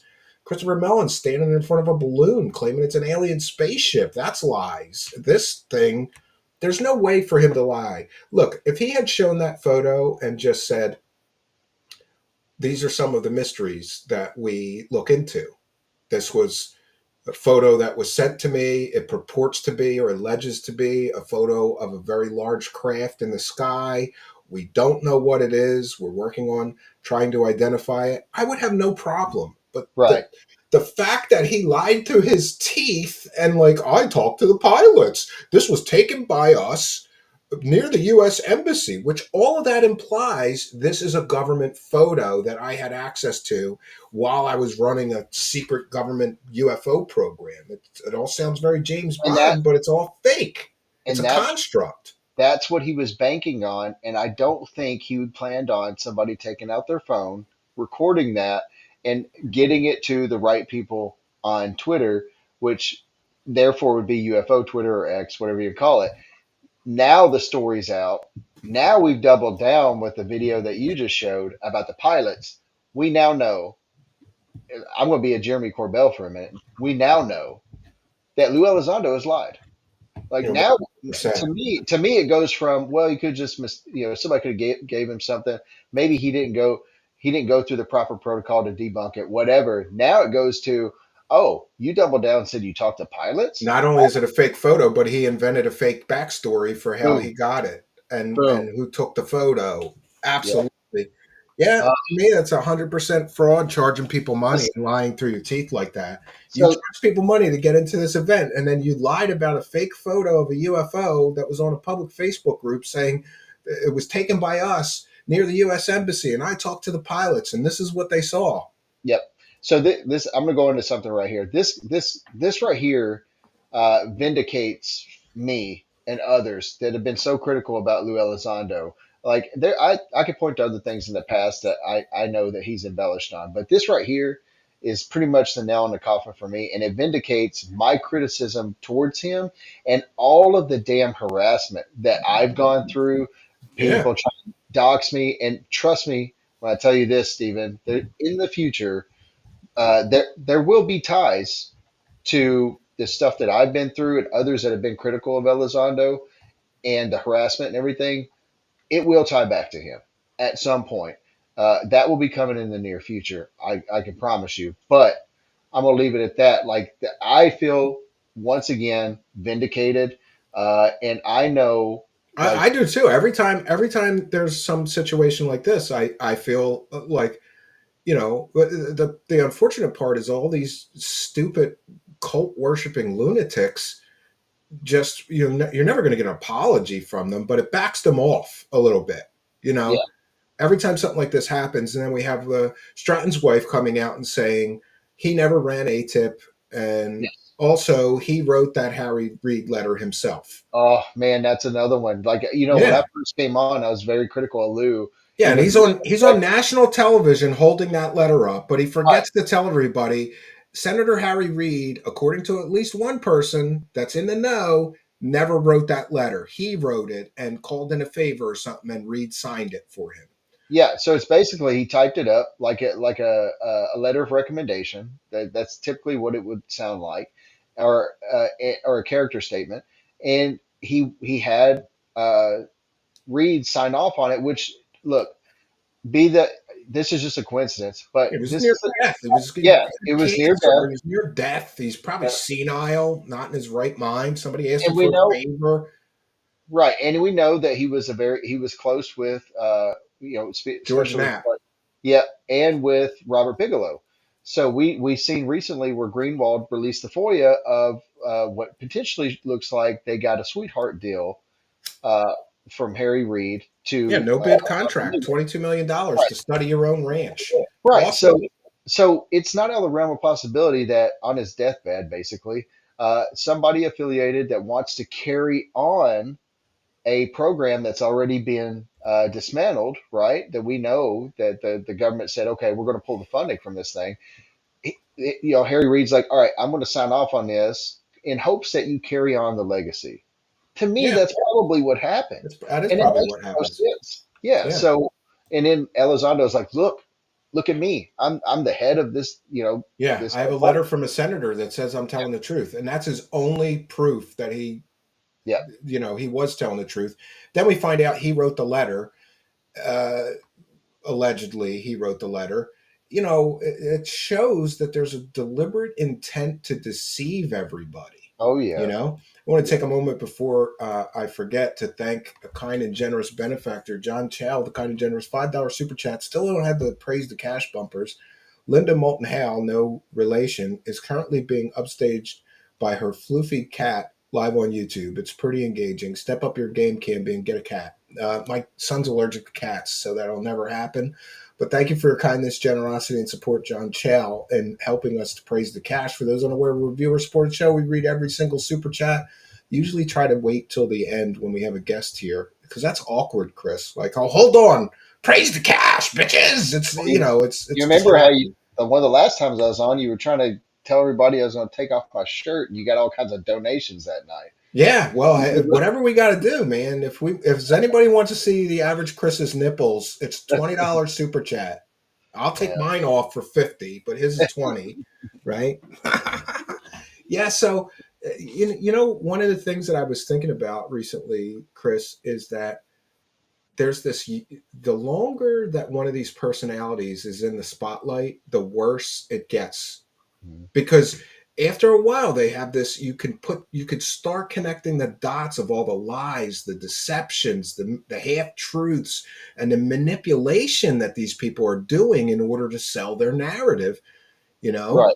Well, like it when goes. like a perfect example is David Wilcock. When he first comes out, all the new age crystal hippie bitches love him. He's all new age love and light, and he's telling everybody he's psychic and he's making these predictions. So when he first comes out, okay, but decades go by and he just goes from BS to BS. He gets caught in a PayPal donation thing. He gets mixed up in a GoFundMe scam. He's got this hover car scam, aerospace company, and on and on. So the longer I hope, I've heard you and maybe a few other people predict that in 20 years, Lou Elizondo will be working UFO conventions in like Huntsville, Alabama for $300. And I hope so, because the longer he's here, the more missteps and more deception, layers of his deception will be peeled back. And eventually you can put them all on a piece of paper and we've talked about a bunch of these things tonight, the balloon thing, the TTSA investor scandal, lying to the New York Times. Now we've got him. I think you're right. This one is bad for him. Yeah. Oh Like yeah. we've got him lying to a paid audience about the provenance of where that picture even came from. Well, That's bad. That's yeah. hard to weasel out of. So for these type of guys, time is their worst enemy because when you're peddling things that aren't based in facts, that means that your story has to be consistent the entire amount of time that you're continuing it on, and then what you're doing is you're having to create more lies to go with the lie, and then you're eventually going to get caught up. That's just the Mm-hmm. way it works. It's almost impossible to keep up a lie like that. So uh, that time is their worst enemy, and all it takes. I mean, this is probably the smartest thing Grush has ever done is he stayed silent. He's gone silent because he's probably sitting back thinking, God, I wish these people would shut up. You know what I mean? Like Elizondo Yeah. just ruined his credibility, and Elizondo went out on News Nation here recently saying, "Oh, me and Dave Grush worked together with Space Force." Well, now that hurts David Grush's credibility even more with what's happening right now. It's a snowball effect. So I mean, time is their worst enemy when you gotta constantly keep up with a lie. Yeah, and not only that, but don't you think that to circle back to people like Carl Nell, right? Hmm. Like Carl Nell is saying aliens are definitely here 100%. Okay, what's your evidence for that? Well, Lou Elizondo said so. Yeah, And now Lou Elizondo just got caught lying through his teeth about to yeah, sell this photo to a paid audience. So Carl Nell, to me, is like the least credible of all these new people. Like, come on, oh man. yeah.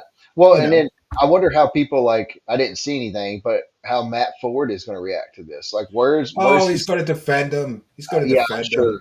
Yeah, It's I mean, his job to do propaganda for the UFO cult, you know? literally, yeah. So it's going to be interesting, but yeah, people are already like my phone's blowing up. I guess people are already posting like the nail in the coffin, like I called it, like that, saying that he worked with pilots or that he got this information from pilots. It's over. Like now you've doubled down on your lie. Oh, Now, no tweets from Matt Ford about this. I guess they didn't give him his propaganda lines to use yet. or he's scared to death. Like he's like, oh my god, did this really just happen? Like how you gonna? Wow. And listen, I have, this is breaking too, Chris. This is great. Jeff Knox at Mr. Jeff Knox on X says, Numpy trying to give a UFO history lecture on a topic he doesn't understand and hasn't studied. And he continues to gaslight people with the whistleblowers still need protections nonsense. Nope. They have them. They just don't exist. Yeah, right. And we know the whistleblower protection is there. I mean, that was and Yeah.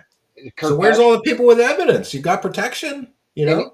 and somebody brought this up earlier in the space where the hearings coming up November 13th. Yeah, Uh, and who they have so far, we know they have Tim Gallaudet, who right, has zero evidence of anything. right. The only thing that guy ever saw that he admitted that he saw was some emails that supposedly had evaporated, been Yeah, deleted, and he whatever. also thinks that his daughter has superpowers, and Yeah, he put his daughter on a sees paranormal dead people. show. Yeah, she sees dead people and stuff. Which, hey, you know what? I'm not going to make fun of a child. I'm not going to do that. No, but That's it goes I'm to not a parent. accountability. Like, why is somebody like that testifying to Right, Congress? You're right, wasting the Congress's time. They don't have evidence, and they have a wacky, pre-existent paranormal-based belief system. right. So So what you're I'm wasting. I don't know. I've never known a senator or a congressman, but my father was a military guy, and he was like, you're a military guy, like they're just serious. And I would yeah, assume that senators are serious and they don't want to waste their time on these wackadoos. So this cult keeps shooting themselves in the foot. Like, we need a UFO hearing. And then what do they send? A bunch of wackadoos in to testify that have nothing, essentially. They have yeah. stories.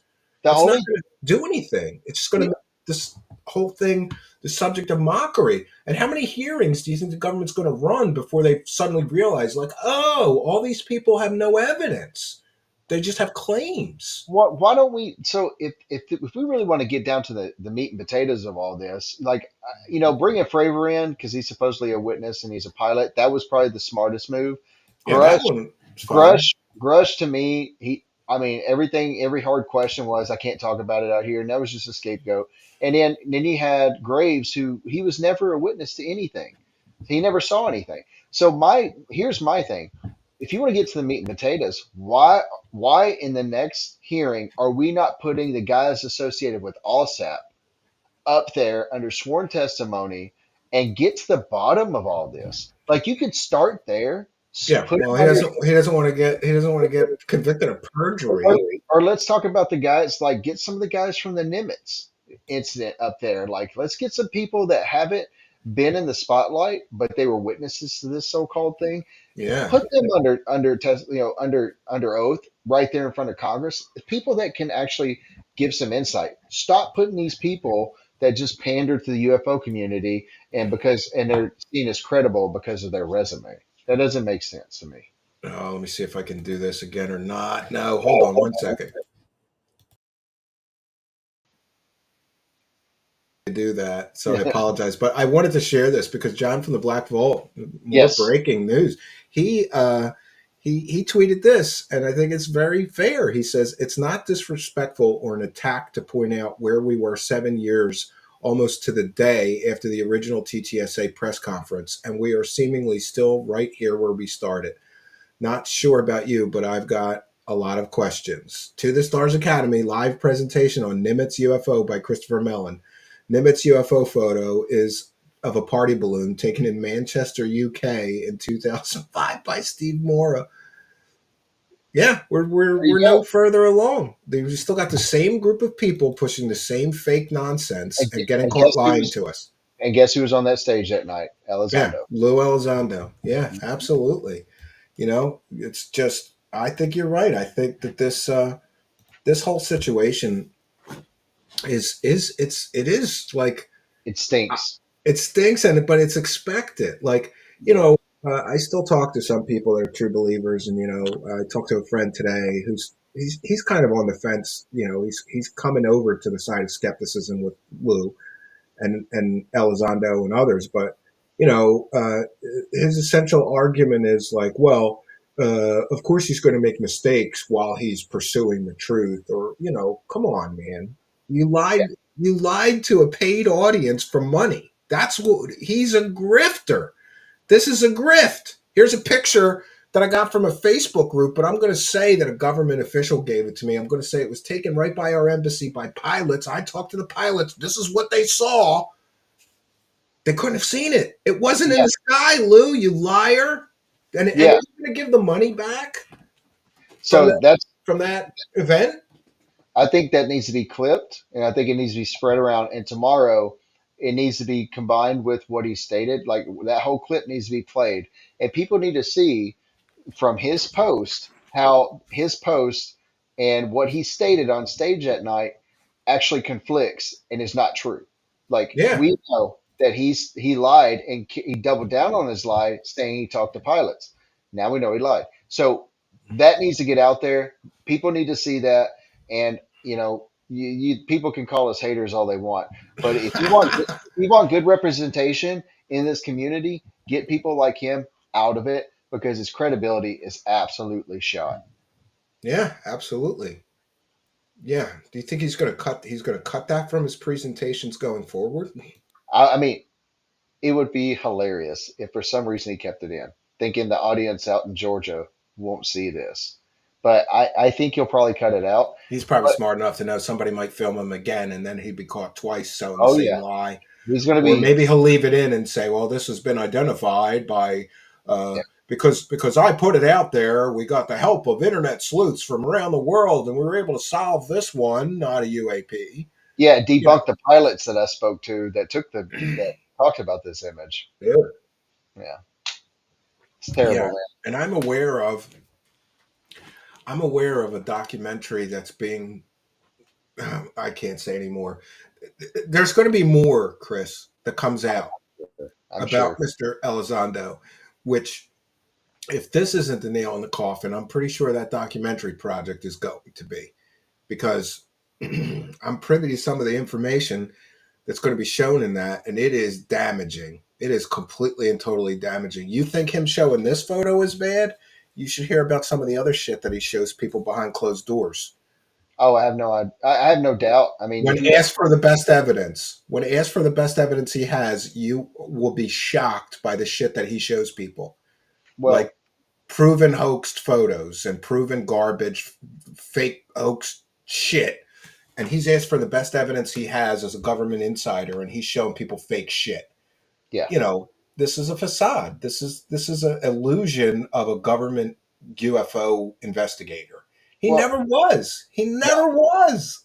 no, and So stupid. I think what he did was is once ATIP or ATIP was the nickname for ALSAP.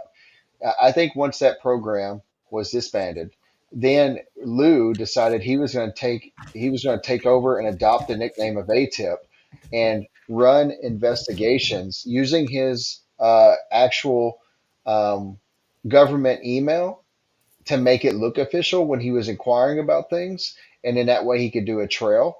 Like if Hmm. anybody ever asked, he could say, "Oh, look, I was the director. It shows it right here in my government email." And I think what happened is he adopted that, took that letter from Harry Reid, and then just went on with it. Got to Leslie Keene. The New York Times article happened. Yeah, well, that's the reason that there's multiple resignation letters because Yep, in one of them, I think he was providing a paper trail claiming that he, ran this program or whatever. Same yep, with those emails that he sent to that person, who, by the way, I believe Green Street. You remember he sends this email like you'd be the perfect person to head up this portfolio, and the person's yeah, like, "What are you talking about?" yeah, There was never that person that he sent the email to. Apparently, the new head of ATIP, when he was resigning, has no idea what the hell he was talking about. And I believe that Green Street said that there was never any follow up or anything. That's proof it's not a real portfolio project or whatever.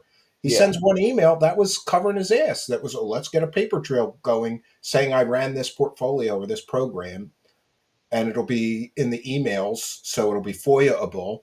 Hmm. But it's just him covering his ass and this fake reality that, I really think that he was just sitting around bored in the Pentagon, and it's much cooler to be like a cool UFO guy than be some loser that just, looks at real estate or I, whatever his job I, was. I do think that the people in OSAP, I think they did hire him.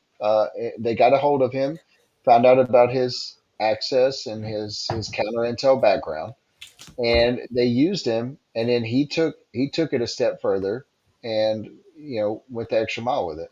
I really think that's what happened. And I don't know. Everything is lining up now, and I think the credibility is shot. And Yeah. I don't foresee him staying around much longer. You think so? Maybe If he'll just if cash this out his book and go get a real job? so I look doubt it. so look what the Daily Mail, they ran their article, and generally people like, was it Mario Nafal or whatever, they generally will post things from the Daily Mail. If enough noise gets created, and maybe this video clip of him saying he talked to pilots, when we know that's a lie now, if that stuff gets out, maybe at some point it catches a big enough wave where it doesn't like cancel him, but next thing you know, people are like, "Oh, this guy's not credible." It's going to make him. It's going to make it a. If nothing else, what's going to come from this, Chris? And this is my prediction. This is going to make his grift a lot harder because the scrutiny knob is getting turned up on him. Even people that, like I said, are true believers are kind of on the fence now, going, "Oh man, this guy's another grifter, like all the other grifters," you know. Yeah, So it's good. It's yeah. good, and I'm very thankful that somebody filmed this and released it, because if not, we would have never known that he was lying to paid attendees at a paid event where he's the speaker. The irony of it, really, for me, is somebody who is just interested in the topic, and I would talk to him. He's a great guy. He doesn't really know. Like he wants to believe this stuff is out there, which I think we all do. Yeah, it Uh, would be a much but cooler world if aliens right. were visiting Earth and we had some alien technology or But he bodies. likes he likes taking in the information from all sides, so he Hmm. can make his own. He can come to his own conclusions. He's always been very objective when I talk to him, even with me being overly skeptical. And I think it took this guy to do this to finally open the floodgate and give a behind the scenes look at how Lou Elizondo operates in closed door settings, and how he has now gotten exposed for what he uses as content in those settings, which people pay money for. And now that we have that inside, That's deliberately deceiving people for money. If that, 100%. there is no way around this. He deliberately deceived people and lied in his presentation for money. That's what he did. It's clear as day, and I'm sure the Luke crew will come up with excuses and what. But to Yeah. any reasonable, rational person, he lied and told a fake story about a photo for money in a paid presentation. Full Well, stop. There's it's no cra- getting around yeah. it. It's crazy that the Daily Mail, who's been like generally they're kind of fans of him, has now gone against that. And Yeah. they're like, okay, this is BS. We got to call this out. And I love that they talked a lot to Jeremy McGowan, and Jeremy gave insight to like, hey, I mean, this guy said a lot of stuff.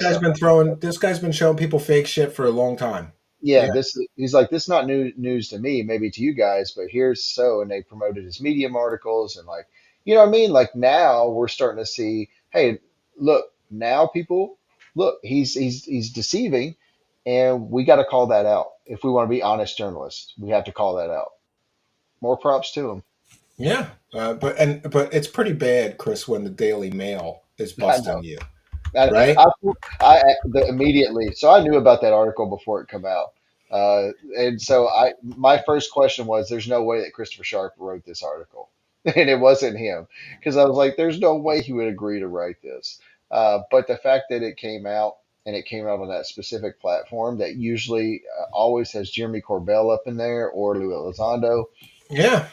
it was Yeah. interesting to see the take there for sure. It is interesting that they're always promoting the UFO grifters narratives, but in this one case, they said, "Oh, we're going to bust this guy," Hmm. you know. And I like how they call him former Pentagon chief. Like, what does that mean Yeah. in the article? Like, you got that wrong. They should have had a section on his false claims of running a Pentagon program and how he lied to the New York Times and how him and his buddies collected millions of dollars with TTSA.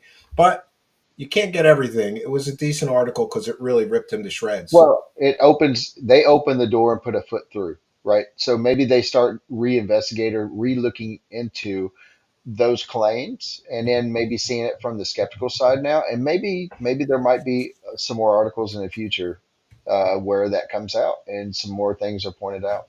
Well, that would be really helpful, you know. Mm. And yeah, I think you're right. He's gonna, at the very least, the scrutiny knob on him is going to be turned up, and he's lost a lot of credibility, and even in Oh, the eyes of true believers. And this on the heels of those Strattton wife saying he never ran ATIP, and he wrote he's taking a lot of hits.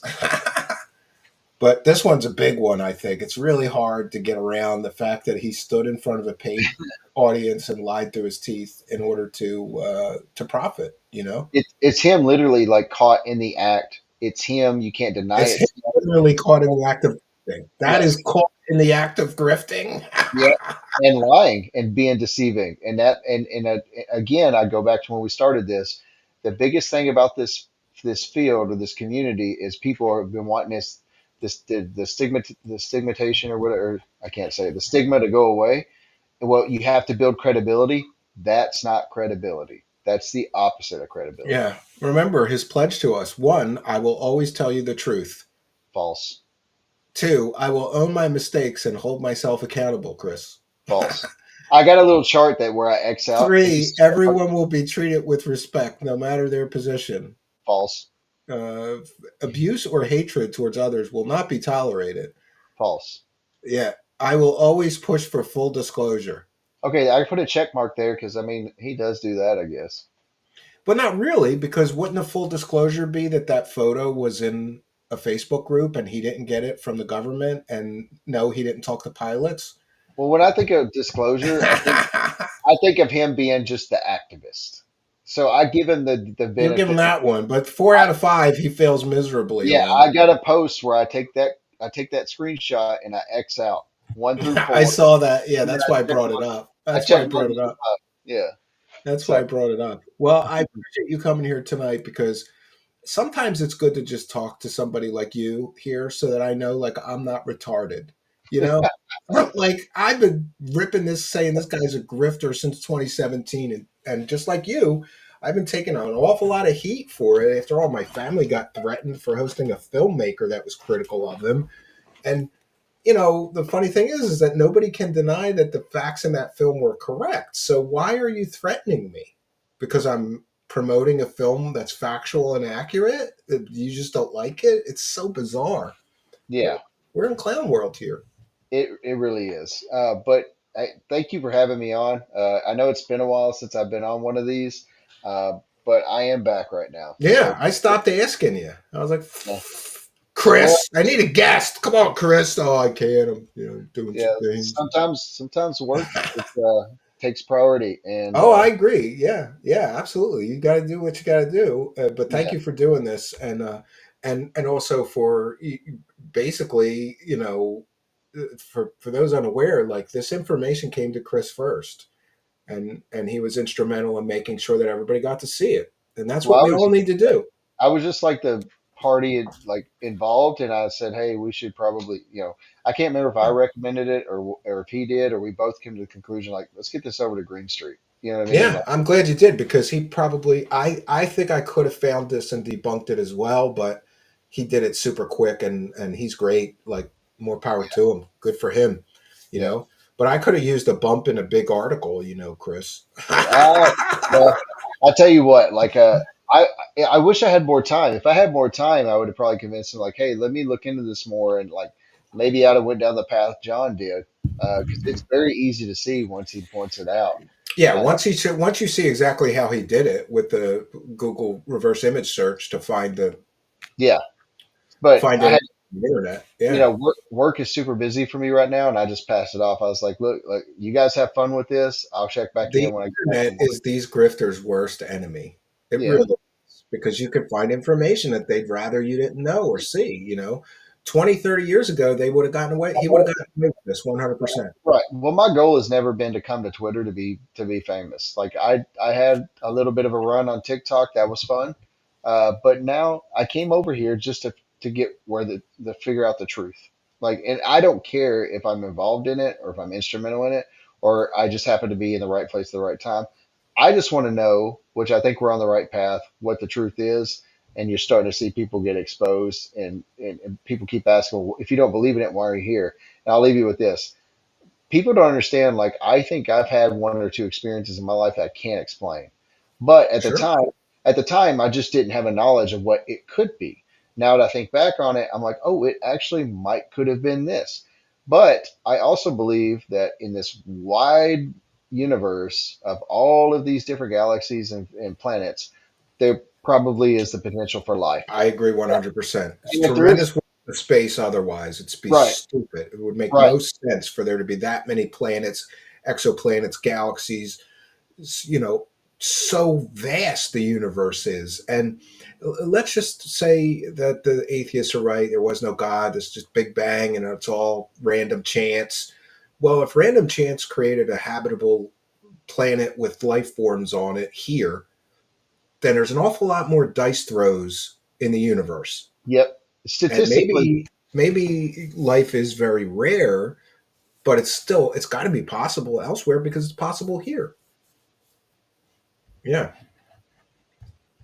yeah, so statistically, I broke up a little bit there. I don't know if it's you or me. So I think that it's possible that it could exist. So that doesn't mean that I need to believe people like Elizondo. I want the facts to come from a credible source. I firmly believe that if there's somebody visiting us, we will all just know. There's no way to hide it. So I don't. The more I've been in this community, the more I don't buy into a government conspiracy. I just don't see how it's possible, giving a whole bunch of different factors. But overall, I don't want people that aren't credible, that are pandering stuff like this to paying customers, to be the voice of the community when everybody is curious to know if there is life out there. yeah, you're right. It damages the whole subject matter. Right. It makes it. People complain like, "Oh, we need to get scientists to take this seriously." You're not going to do that with these grifters lying to people for money, because that's why people say, "Oh, this stuff, all this shit is fake." It's because of people like Lou Elizondo that people think that because they get caught selling fake shit. Elizondo is the reason there's a stigma. Yeah, Yeah. yeah. There, Well, I want to thank you for taking the time to do this with me. I'm going to throw you out here, do a quick wrap up.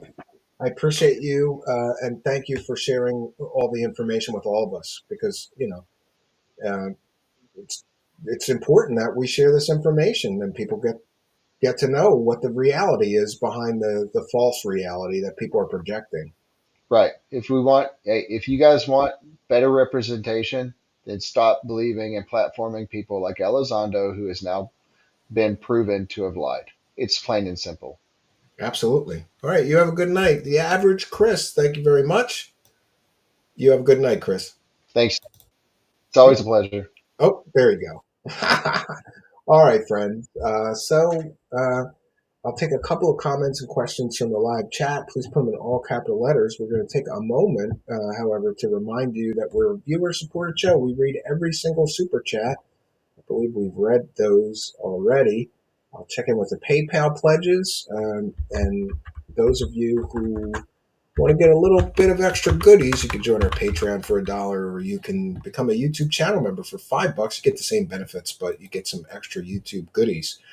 And I also want to take a moment. I'm still figuring it out, but we're on new software called EV Mux, which is very good, and it does everything that StreamYard does at half the price. But a lot of the buttons are in different places, so I apologize. I'm going to actually sit and go through some tutorials and things so that I don't fumble around here. There's an issue with the share screen. The only way that I know right now to get the share screen big is that the share screen has to be added to the scene first and then the people, but that's awkward. I think there should be a way around that. But you can, yeah, good to see V is here, longtime show supporter. It hasn't been around much. It's good to see you, V. I hope you and your family and all your animals are doing well. Do you still have the pigs? This lady has a big pig, or did, right? You did have a big pig. That sounds dirty. V has a big pig. Uh, yeah.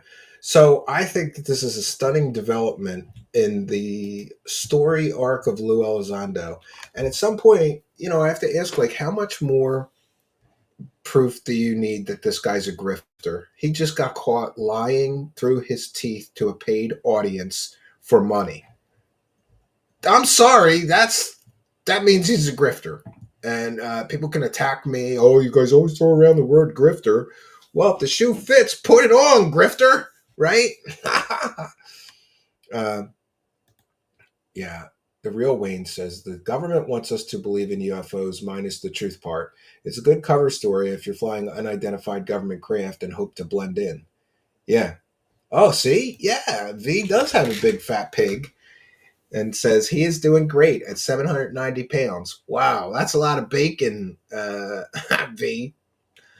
What do you feed a pig anyway? They eat anything, don't they? They literally will eat anything you feed them. I was on a farm when I was a child. I helped take care of the horses at this farm. And yeah, it's a funny thing. Like, my dad is so cheap and we wanted to ride horses, V. So instead of paying for the horseback riding, he arranged for us to just help a local farmer who had horses in a horse round track, and we would take care of the horses. But they had a pig, and they would feed him like apple cores and like just garbage, just absolute. I was surprised. I'm like, I guess that's what they eat, Okay. Plan D says this show was good. Yes, awesome adventures only on Truth Seekers. Thank you, Plan D. We appreciate you. I'll take a moment to thank our PayPal pledgers. We have Maria with a kind and generous $50 PayPal pledge. No message, but we thank them for their kindness, generosity, and support. It is much, much appreciated. I still don't have these praise the cash bumpers, but we'll give a big thank you to all our Patreon supporters, YouTube channel members, super chatters, Twitch subscribers, PayPal pledgers, all of you throwing any support our way, and especially you, Maria, sending those PayPal pledges. Thank you for your kindness. We appreciate you. Thanks for appreciating us.